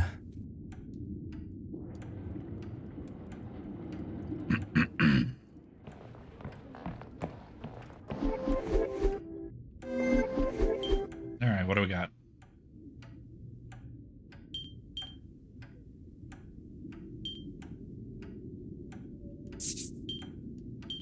Come now. Think on... Voila. set was knocked over. Okay. Floor.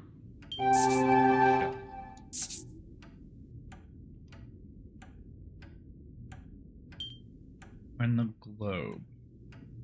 About the globe. Last rattle. Hot on the culprit. Move the globe. Globe was moved. Something just does.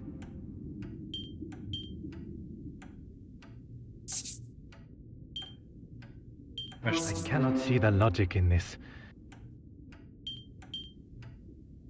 Hang of objects dropping and gurgling sounds. Wooden thump sound.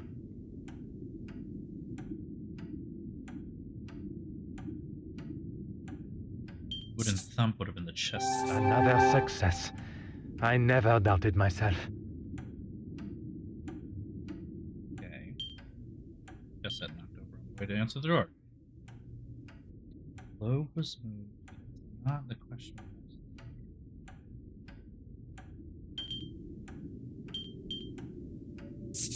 The evidence suggests something else.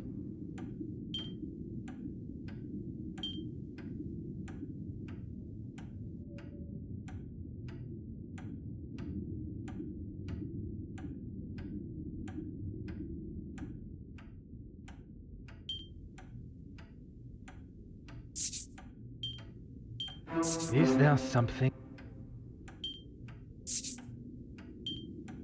I must take a different approach if... Scent was knocked over and globe was moved. So I guess we're just tying the actions together. I should not be surprised. I was up to something by the bookshelf. No shit.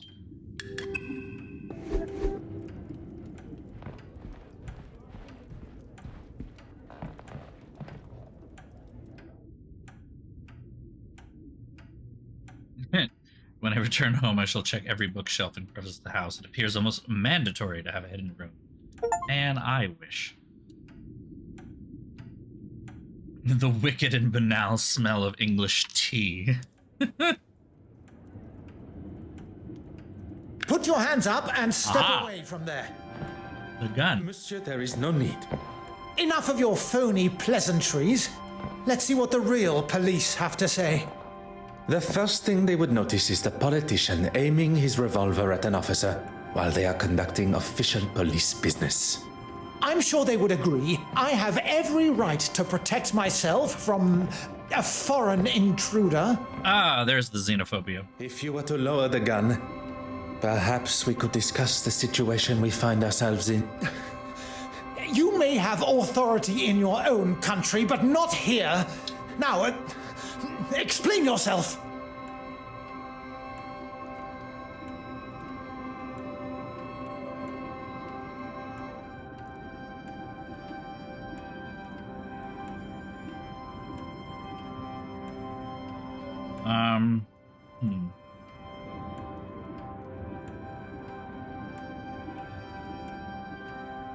You don't know what you're talking about.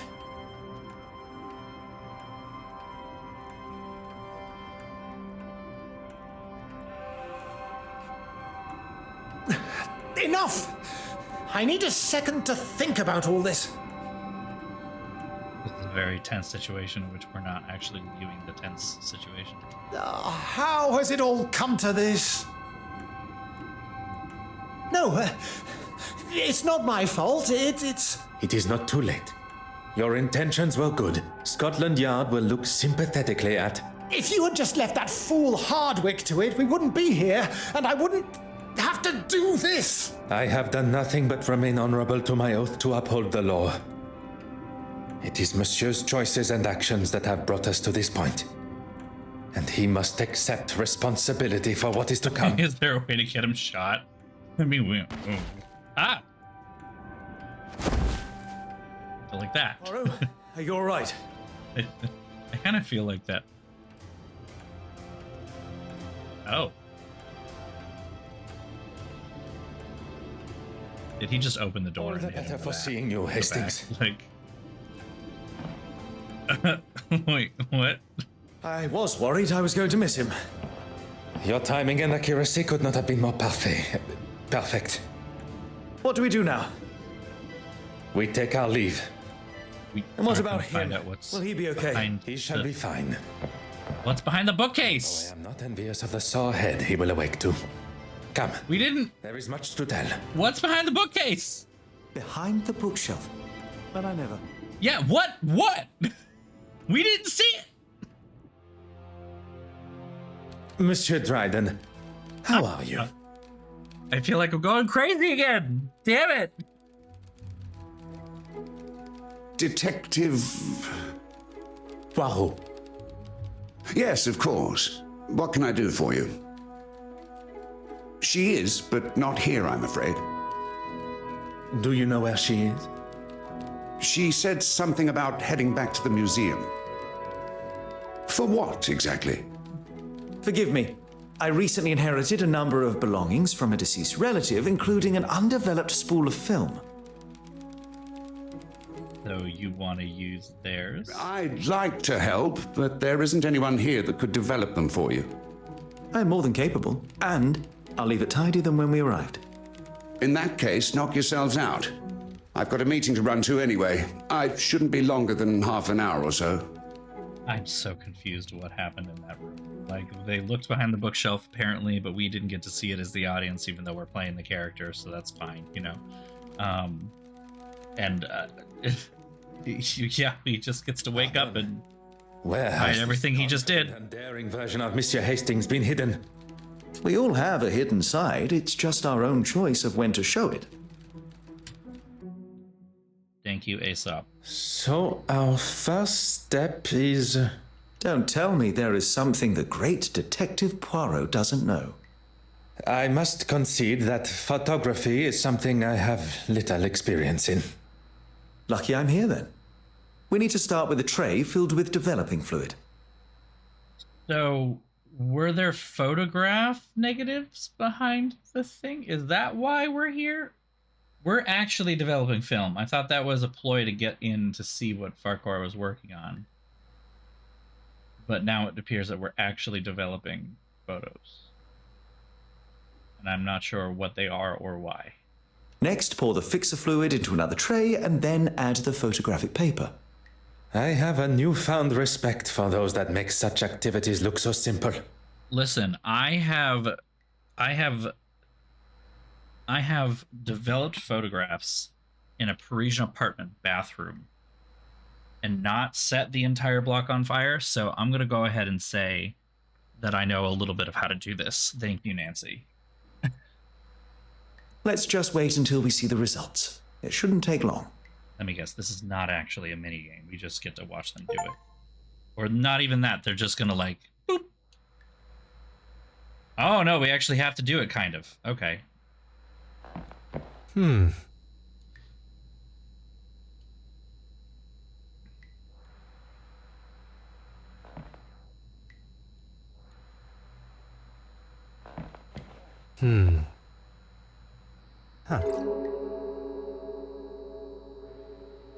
How about that? This door's not locked. I know. Thanks, Nancy.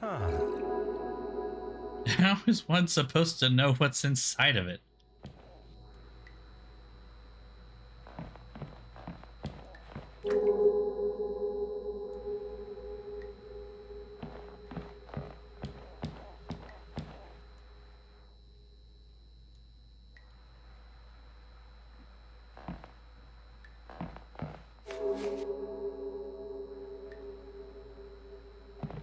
Oh.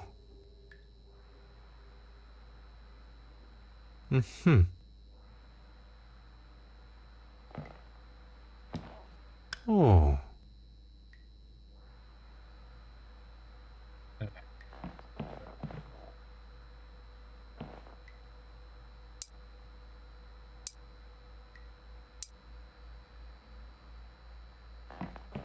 Have you found it yet? You want the photographic fixer? And how would one know it from another? It smells like ammonia. Handy, I suppose, when you can't see much in here.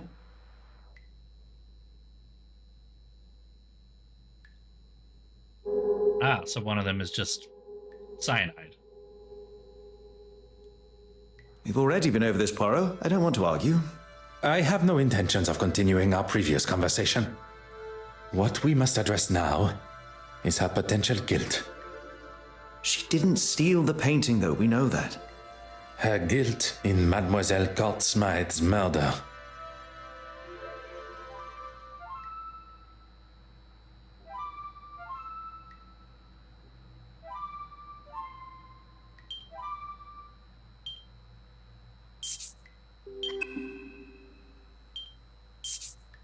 Mr. Poirot, you are a genius.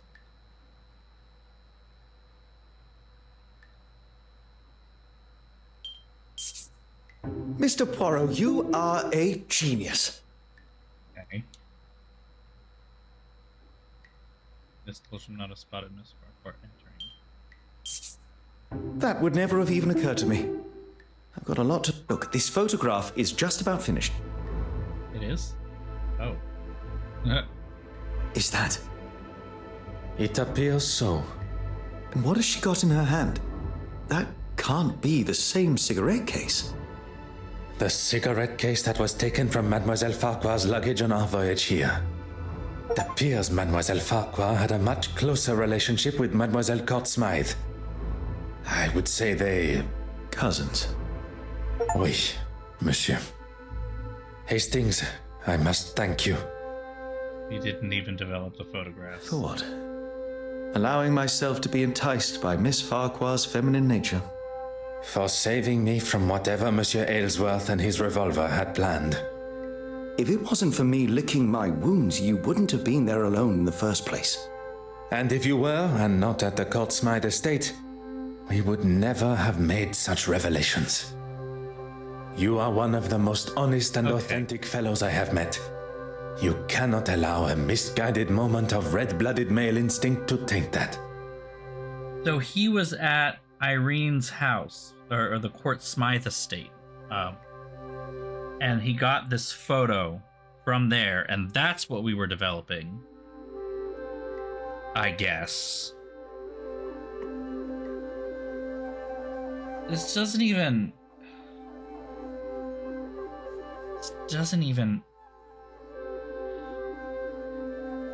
just... Okay. Alright. Let's get this over with. Fuck.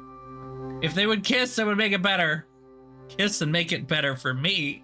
You have never let yourself fall to the wicked ways of the fairer sex. Hint, hint, wink, wink. And that is a day I cannot even fathom. Yeah, well, there's a countess in your future. That ended our... Okay. With Hastings' help at the Court Smythe estate, something I would have liked to have considered, we now know the reasoning behind Mademoiselle Farquhar's brutal actions towards her own cousin. We do. We do? Do you? Does anyone know what's happening? I'm just so confused. So confused. Everything is messy. I just... The circumstances around the murder need no further consideration. I don't know. But the location of the missing Benedent Magdalene still frustrates me. To be completely honest, sweetheart, who the fuck cares about the painting anymore? Because this plot is a mess. Alright. How could Miss Court Smythe have had the opportunity to access the restoration room? A moment of peace before one's little grey cells must ponder how Mademoiselle Court Smythe made it from the museum with the painting in tow. Ah yes, Hastings had something for me. An invitation to Mademoiselle Court Smythe's exhibit. Even after the truths of her crimes and personal betrayal, Mademoiselle Warbeck still feels it within her for a final send-off. Perhaps Mademoiselle did not leave with the painting at all.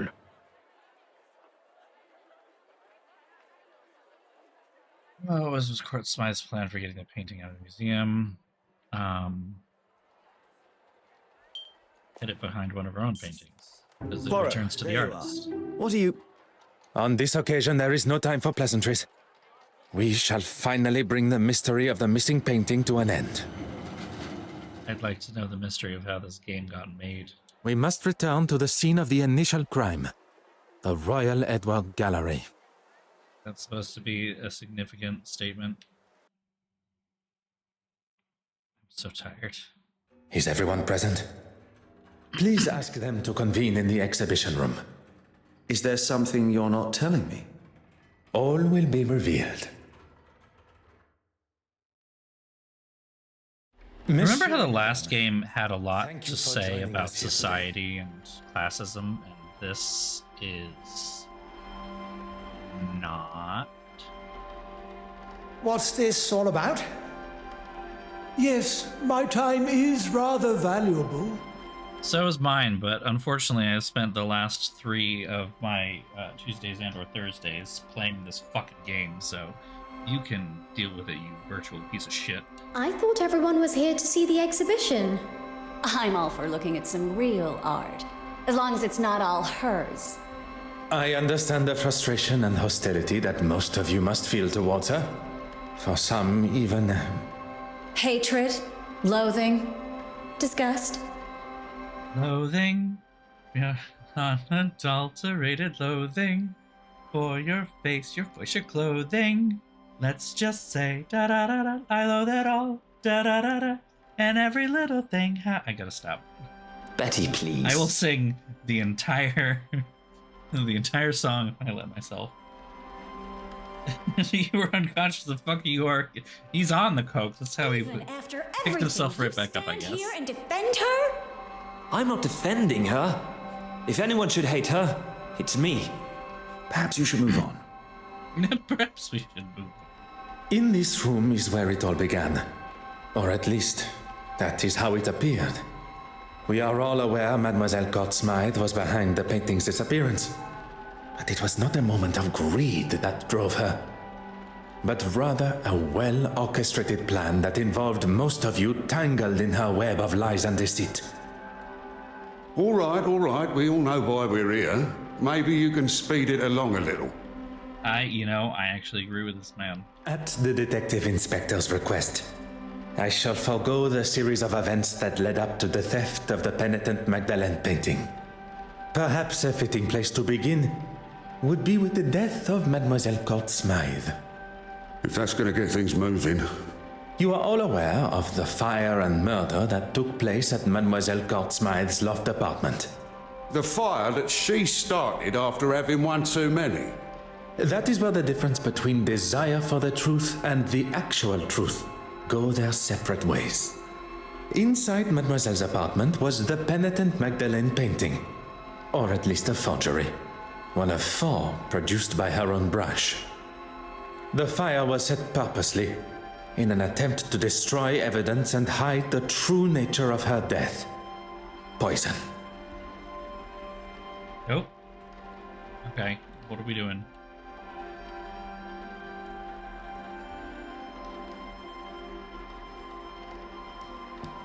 What are we... Why? What's happening? Deliver your findings. I don't understand. How does this relate to that? Poirot, the penitent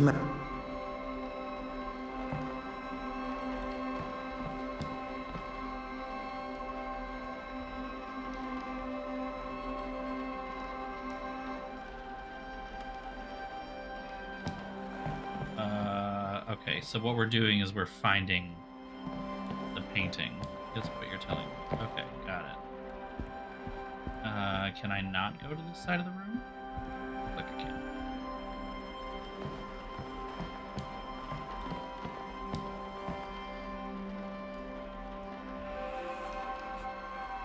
I don't understand.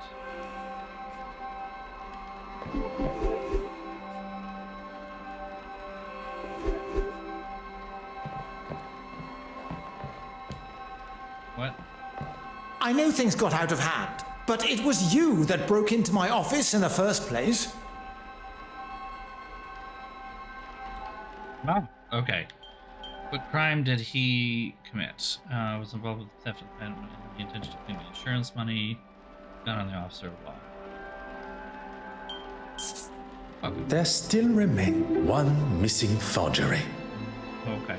The image of the honorable and distinguished gentleman that you present yourself as has gone on long enough. It may seem like an alien concept to you, but we English, we take great pride in how we present ourselves. Oh my god.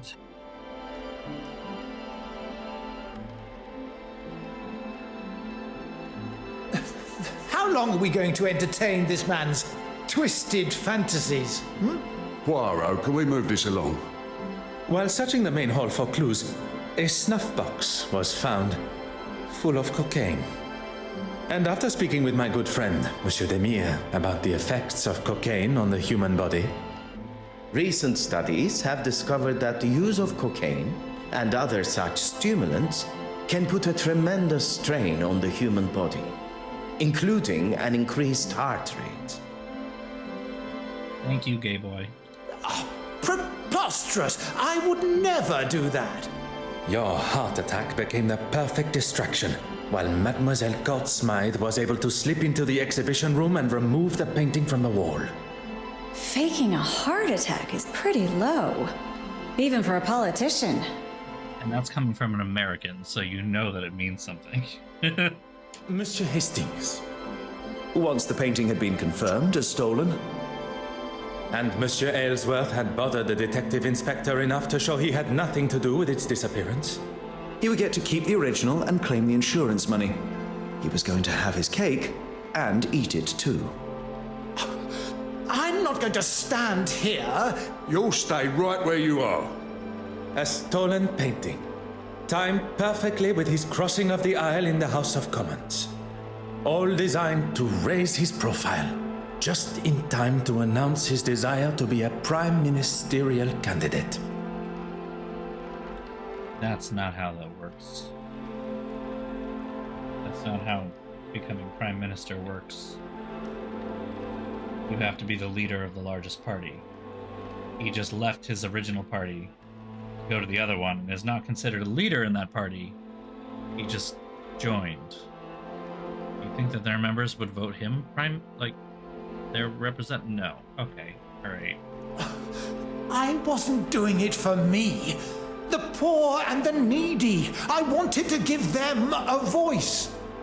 I have never heard a more self-righteous claim for breaking the law in all my life. How am I meant to help those that really need it unless I'm in a position that can really bring about change? I don't know why you tried it that way then. I have dedicated my life to serving God. I have no need to be involved in any of this.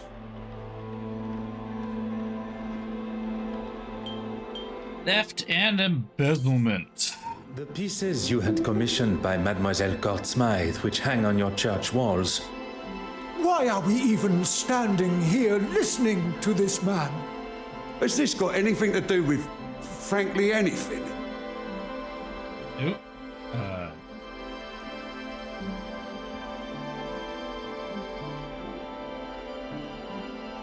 Mademoiselle Court Smythe's forgeries would be hung on the church walls, while the originals were sold on the black market to lace your own pockets. You have no proof of these accusations. Poirot, the penitent Magdalene. How could one forget? We have already discussed one of the multiple forgeries, and found amongst your hidden collection the second. Mademoiselle Court Smythe sold you a forgery that you believed to be real, and upon learning of its fabrication, you lashed out, destroying it. One should not allow oneself the arrogance to consider themselves the smartest in the room, especially when they have already fallen foul to another's lies and deception.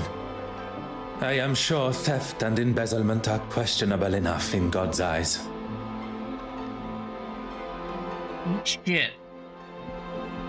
You know where the painting is, and who killed Irene.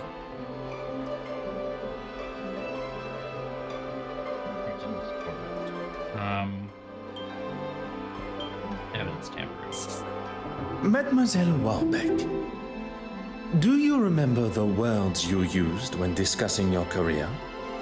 No, I mean, yes. You're taking it out of context. On the contrary, Mademoiselle Court Smythe threatened your career by involving you in the theft. The exact context you described. I wouldn't kill her, though. I couldn't. You cleaned the key to the restoration room, did you not?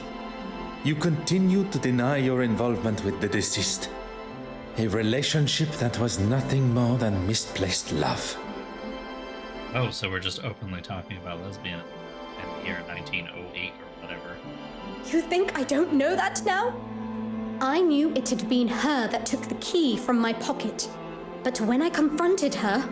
Behind bars, that's where she belongs. There's the fraud and embezzler. Give it a rest, old man. She can't speak to me like that. Before you continue riding your high horse, Your Grace, perhaps one should consider one's own actions. My actions? How dare you? You're making a mockery of me, the Church, and God himself. I don't think the Church claims you. God certainly does. It is you that makes a mockery, and I'm sure God will forgive me for saying so.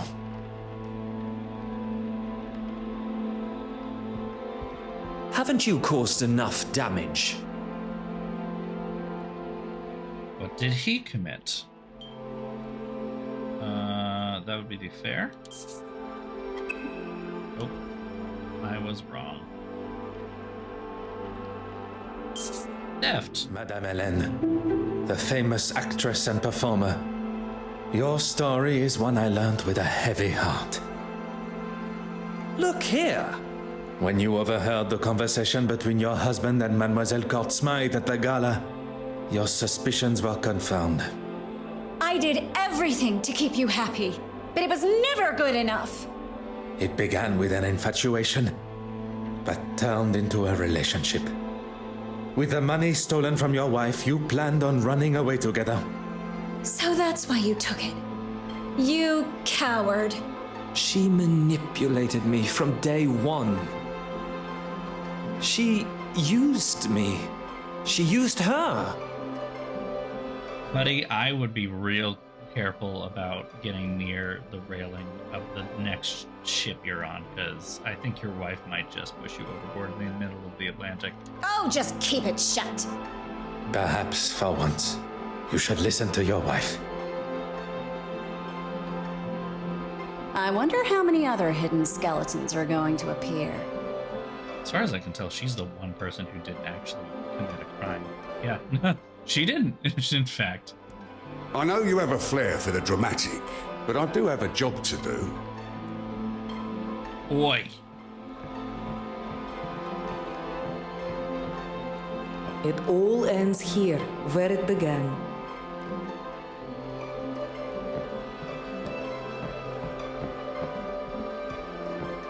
All right, let's talk to the big fish. This is all going to make for some story.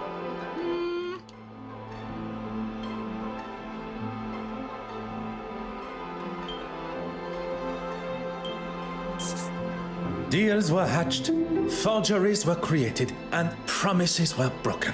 It's interesting because she's been one of the shiftiest characters this whole time, but you know, I'll take a red herring like that. She's Russian. Red herring, get it? I just made the same joke that Clue made in 1985. She allowed for you all to see and know only what was necessary to complete your part. Except for one. As much as I'm enjoying this show, any chance we can get to who killed her? You shall have to wait only a moment longer. As there was only one accomplice left, and perhaps the most important. Not only her aid in the museum, but in the construction of the forgeries. Mademoiselle Farquhar's deception began before I had even left the shores of Belgium. You were part of it. The whole time. The whole time? The whole time? The whole time? Taking us all for fools. Mademoiselle Court Smythe manipulated everyone. But that does not excuse the parts that you all have played. Poirot, the murderer. Tell us now, or I'm marching them all down the station. We at this point. Of our suspects, all guilty in some form or other, only one committed the ultimate sin. Monsieur Christiansen, a lover, jilted and tossed aside from a life promised together. If you have to record multiple voice lines telling a character, get on with it. Yeah. I mean, that was a bit in several comedies at this point. We got Monty Python and the Holy Grail and Clue 1985. So get on with it. I'm getting there. Mademoiselle Warbeck, another that was promised her heart only to become a second, caught in Mademoiselle's web. The long story short, too late. Monsieur Aylesworth, anger that a foolproof plan backfiring. Bishop Mountjoy, a third, sold the idea of an original painting, livid at the thought he had been tricked. Mademoiselle Farquhar, trapped in a partnership where you did not receive what was owed to you. All with motive, but lacking opportunity. Until the realization that someone had used a timer to set the fire. Isn't that right, Mademoiselle Farquhar? Our true relation to the deceased. Cousins, standing to inherit her entire family estate. You don't understand.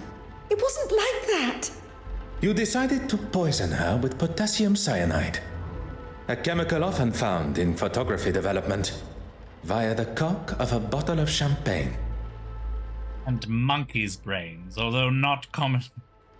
Although monkey's brains, not uncommon in Cantonese cuisine, are not normally found in Washington, D.C. Wearing an almost identical hat to the deceased, you were able to disguise yourself as her and be seen by the neighbor. Is that what we ate? Leaving her body lifeless in her own apartment. You tried to cover your involvement in both the forgeries and the murder by destroying any evidence. Incredibly clever. Your nefarious plan setting the fire almost tricked even I. Did you really just praise her for starting a fire? Listen, game recognizes game, sweetie. On the contrary, it was the deception behind the fire.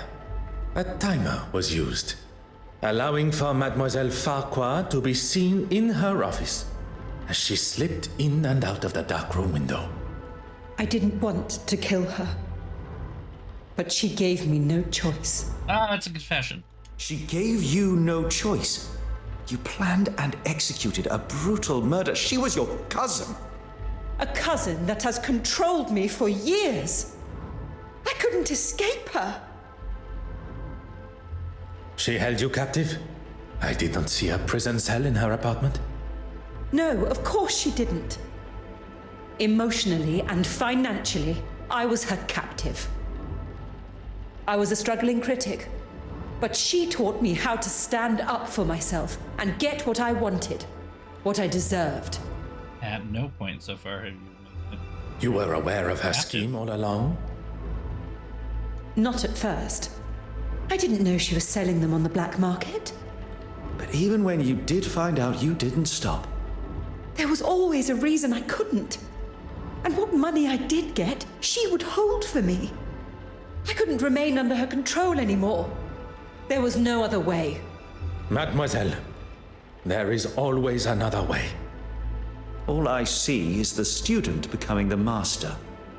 Detective Inspector, perhaps it is time that Mademoiselle was escorted to the police station. All right, who done it? They all did it, except for Mr. Green. If you want to know who killed Mr. Body, it was Mr. Green in the hall, revolver. Now, if you don't mind, I'm gonna go home, sleep with my wife. The truth has been revealed, and Mademoiselle Courtsmythe's murderer will pay the price for her crimes. Okay. There is something you're forgetting, though. The painting. Oh no. If you think for a moment that the location of the original painting has slipped my mind, Go on then, where is it?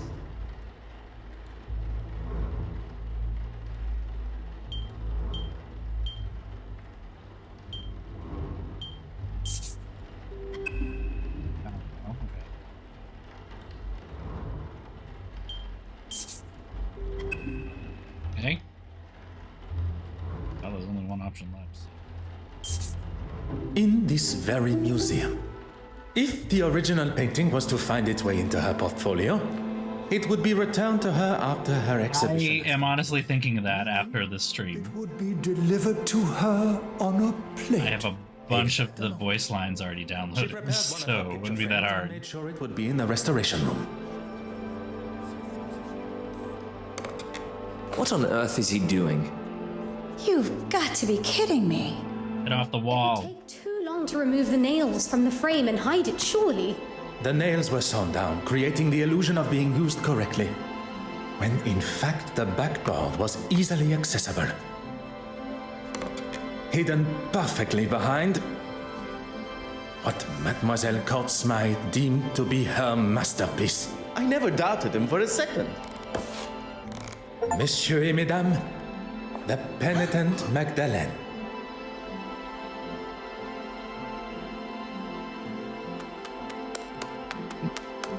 She's just like, ooh, yay!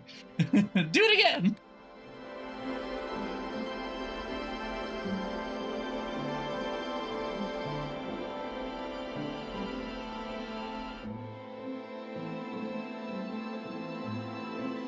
Well, detective, you've solved both the theft and murder. I am rather impressed. Finding the murderer and solving two thefts would have been far more impressive. Two thefts? You already have another case? You have forgotten Mademoiselle Farquhar's missing cigarette case. Oh, of course.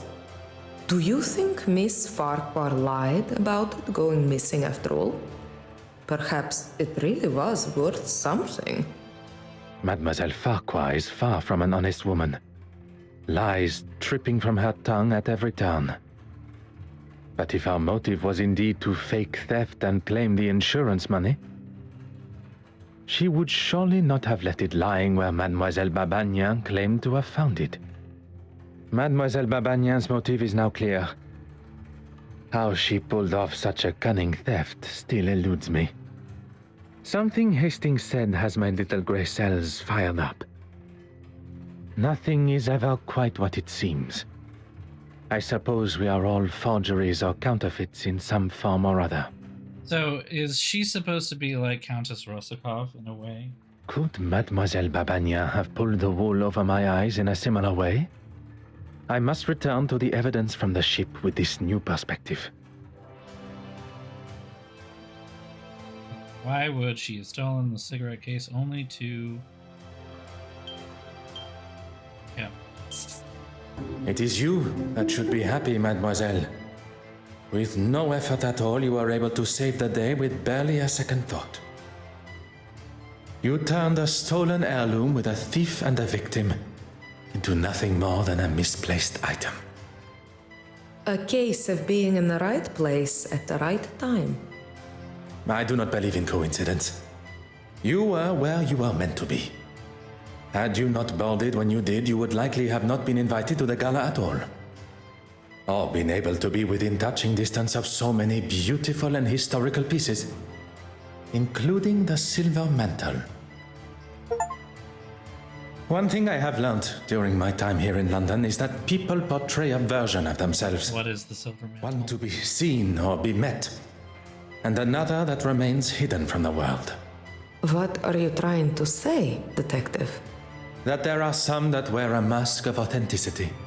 That perhaps, under different circumstances, I would have had the pleasure of meeting a different Mademoiselle Babagnan. Will you be leaving London now?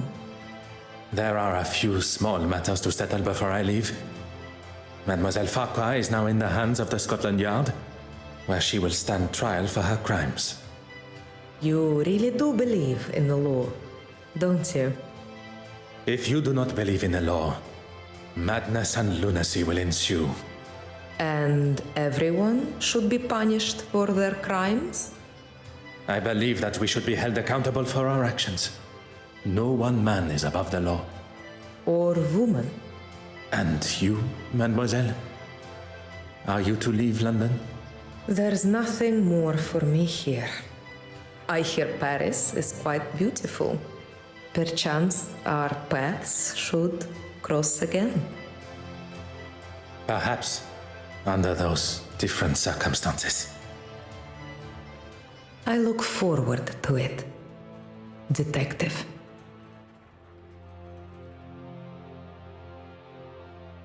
Well, that's that then. Oui, monsieur. The cases are closed and Mademoiselle Farquhar will shortly be behind bars. What of the others? Judging by the detective inspector's glare at Monsieur Aylesworth, he will not be escaping the law. It seems so. Something called the Silver Mantle, to which we have no explanation for why it's a matter of that kind. Just that it's some sort of Russian national heirloom or something that ended up in the museum. And she stole it because she's repatriating it or something. That's the best I can come up with, and that's a lot of extrapolation I gotta add on top of that. I did quickly look up what the Silver Mantle is, and I couldn't find any fucking answers, so I suppose I shouldn't be surprised. I mean, the Penitent Magdalene is a completely made-up painting, I think we all know that, but it's... like, it had an explanation in the universe, at the very least. Silver Mantle, it was just... I don't think it was ever brought up at all.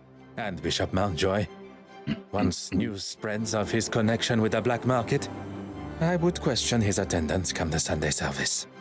I was hoping at least someone would get a happy ending. Monsieur Hastings, you have been by my side throughout this investigation. Without you... I helped where I could, but it was mostly you. I know that. What you may not know, and I would kindly request you keep to yourself, is that I consider myself somewhat of a... Yeah? Somewhat of a... Loner. I would not go as far as that. But it appears you understand my sentiment. Good thing I was around to save you from a gunman. I fear I shall not live that down. I'll maybe hold on to it a little longer. Not many can say they've saved the great Detective Poirot. The great Detective Poirot. As much as I admire your formality, I think we should look for something more familiar, accustomed to our new relationship. I can think of a couple words. Our new relationship? Oh, yeah. I have seen the benefit of friendship. Connecting with someone that can be trusted and loyal. Friendship. Someone that shares an authenticity not only in themselves, but in their beliefs. And that's me. Detective Poirot and his trusted friend, Arthur Hastings. It does have a certain charm to it, n'est-ce pas?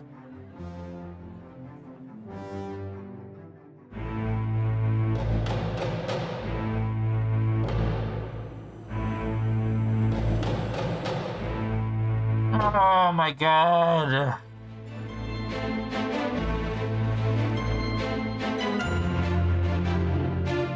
It's done. It's done.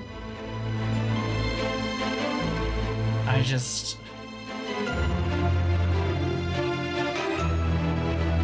I don't know that I have words. I'm so just... Oh my god. I gotta say, this music's not bad, at least, so that's something I can say for the games, but this was in the last game as well.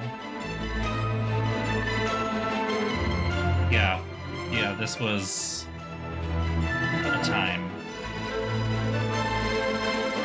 I just don't think this game needed to be made. The last game was rough, but it had some redeeming features. This game, I don't know what those would have been. I feel like all the money went to the character models and animations, which were not very good, instead of to decent writing, which would have helped this a lot. I honestly would have preferred like the dialogue style from the last game, with a better fucking plot. But instead, it's over. Oh my god. Like, I wanted to like this. I really did. I feel like it had decent reviews. Let me see what it says.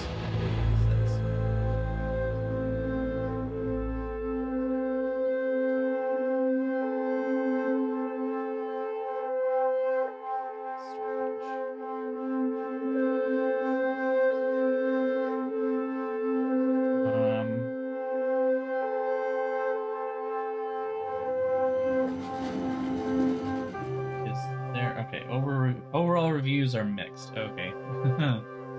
Alright, yeah, the first review. Locations of the game are very well crafted and beautiful. The rest of the game is bad. Animations are limited. Camera just cuts away from action scenes. Most important things are skipped or happen off-screen. Mechanics are clunky. Mind maps are extremely bad and unintuitive. Overall, it feels like a game where 80% of the budget was spent on art. Oh, look, it's like what I just said.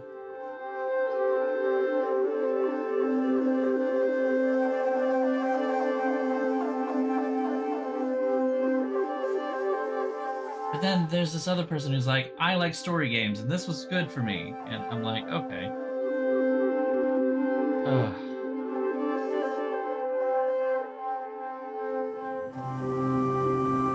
Just, yeah, I don't. This is bad. It makes me somehow both nervous and excited by it makes me both nervous and excited for the next game.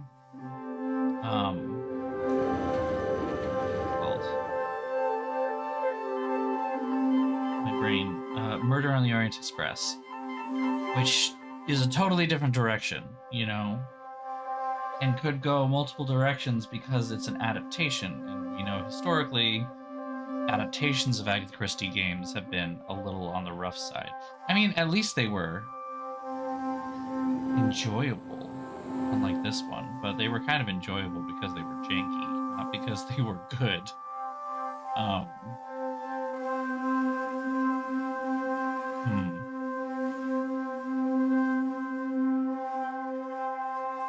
I thought the books were a feature. I mean, I think we skipped an entire section of making the photographs.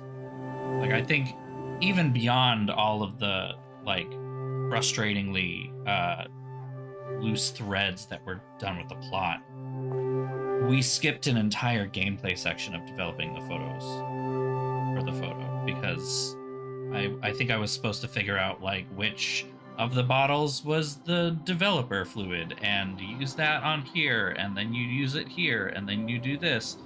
And I somehow skipped all of that because I just talked to Hastings.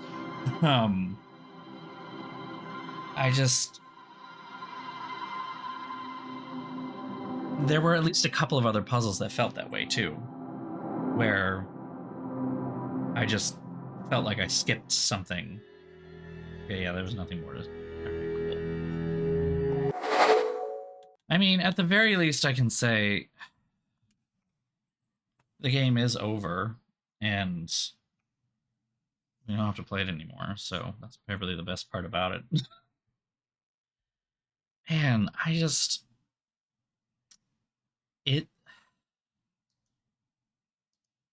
I'm on a roll, I think. I'm just on a roll. Like, the games that we played relatively recently, let's see. Let's like take a quick scroll back here to what I have played over the last couple of months. Because we have, let's see, I finished Indiana Jones: The Great Circle. That was back in what, April, I think? Yeah. And I mean, we're not going to count that as last couple of months in this case, because that was, I took a big break after that. And Indiana Jones was fantastic, fabulous. Loved playing that game. It was really cool. I really cannot wait for the next one, and it sounds like they are making another one, which is awesome. But then the next game I play after that was Pentiment, and like in the same way that this game, like, it just, I don't know, Pentiment did interest me more as I was playing it, and it was just the end when it was like, oh, by the way, there really isn't like a solution to this puzzle.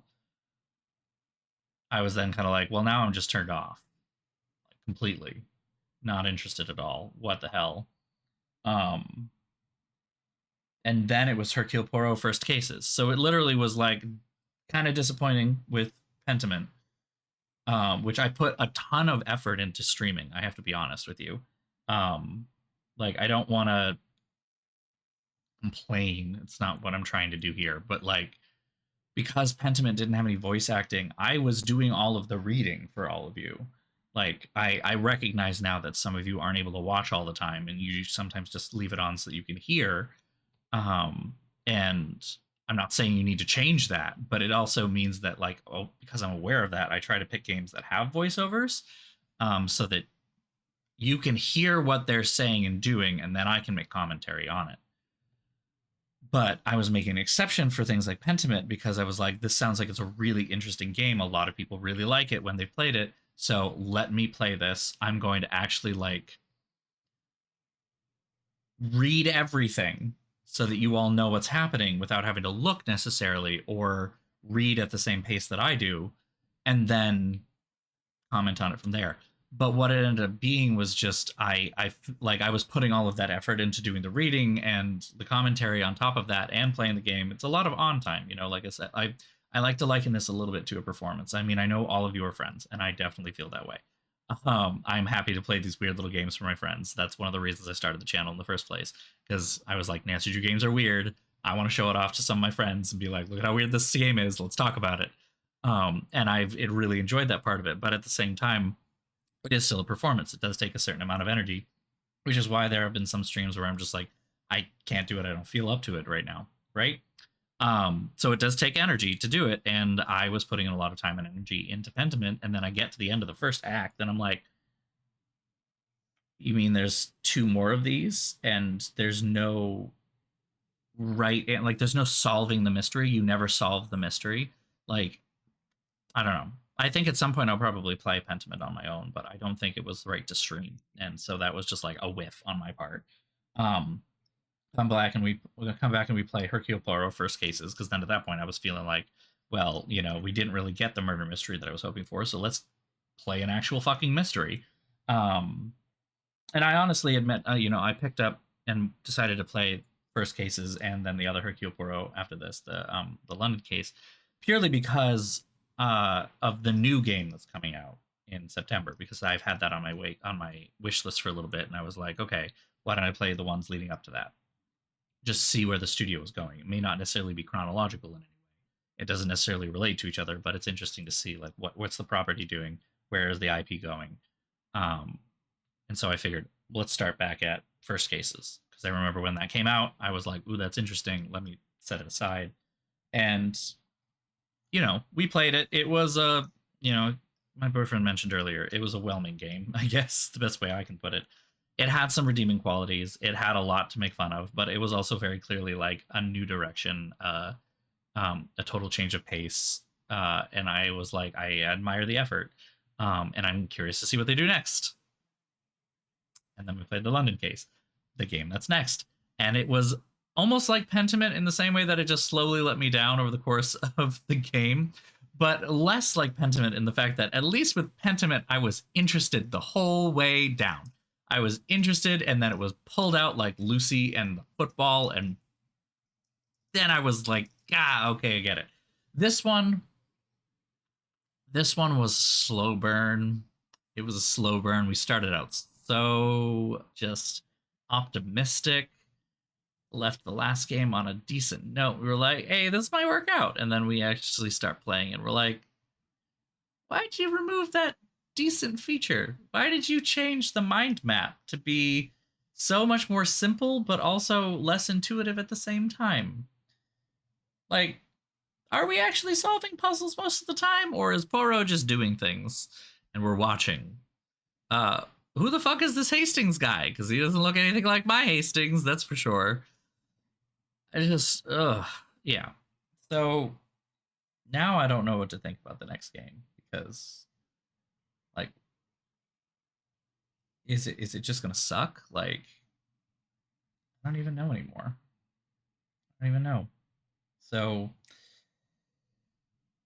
yeah. Anyway, it's almost 11:30. I should close this out. I mean, I know I'm working from home tomorrow, but that doesn't give me an excuse to stay up super late. So I don't know what else to say. This is a fucking weird game. Glad we finished. I guess it's good that I finished.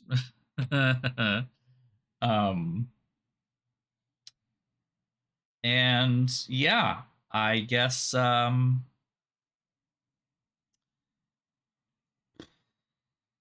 yeah, I have nothing else to say. My plan, at least my plan up until now, was to play the next Poirot game. I think I might still be on that. That will get us pretty close to the release of the next game. I don't know, though. We'll think about it. I am going to be gone next Tuesday. However, I will be camping. So I will not be streaming next Tuesday. So we get a little bit of a long break. And just hate stream it. I mean, maybe that's just the approach. Just go in being like, this is either going to be great or it's going to be shit. Either way, we're going to have a good time. Pour the drinks, keep them coming. We're either going to love it or we're going to hate it. Nothing in between. Maybe that's the way to do it. But yeah, so I will not be streaming next Tuesday. I'm going to be gone camping, so we will not be starting the next game until Thursday. I will let you all know ahead of time, of course. But until then, have a great night, great weekend. I would say enjoy the last, if you're in the Northeast, enjoy the last vestiges of decent weather, because the weather's been so nice the last couple of days. Unfortunately, I think tomorrow that streak does get broken. It's going to pop back up into actual like hot weather again. And I'm not looking forward to that part with the camping, because I'm going to be in a tent and it's going to be in like the 80s and 90s the whole time I'm there. It's going to suck. But anyway, have a good night. Have a great weekend. I will see you all a week from today, next Thursday. Until then, take care. And yeah, I don't know. Don't play this game. Bye. Good night, everyone. Mwah.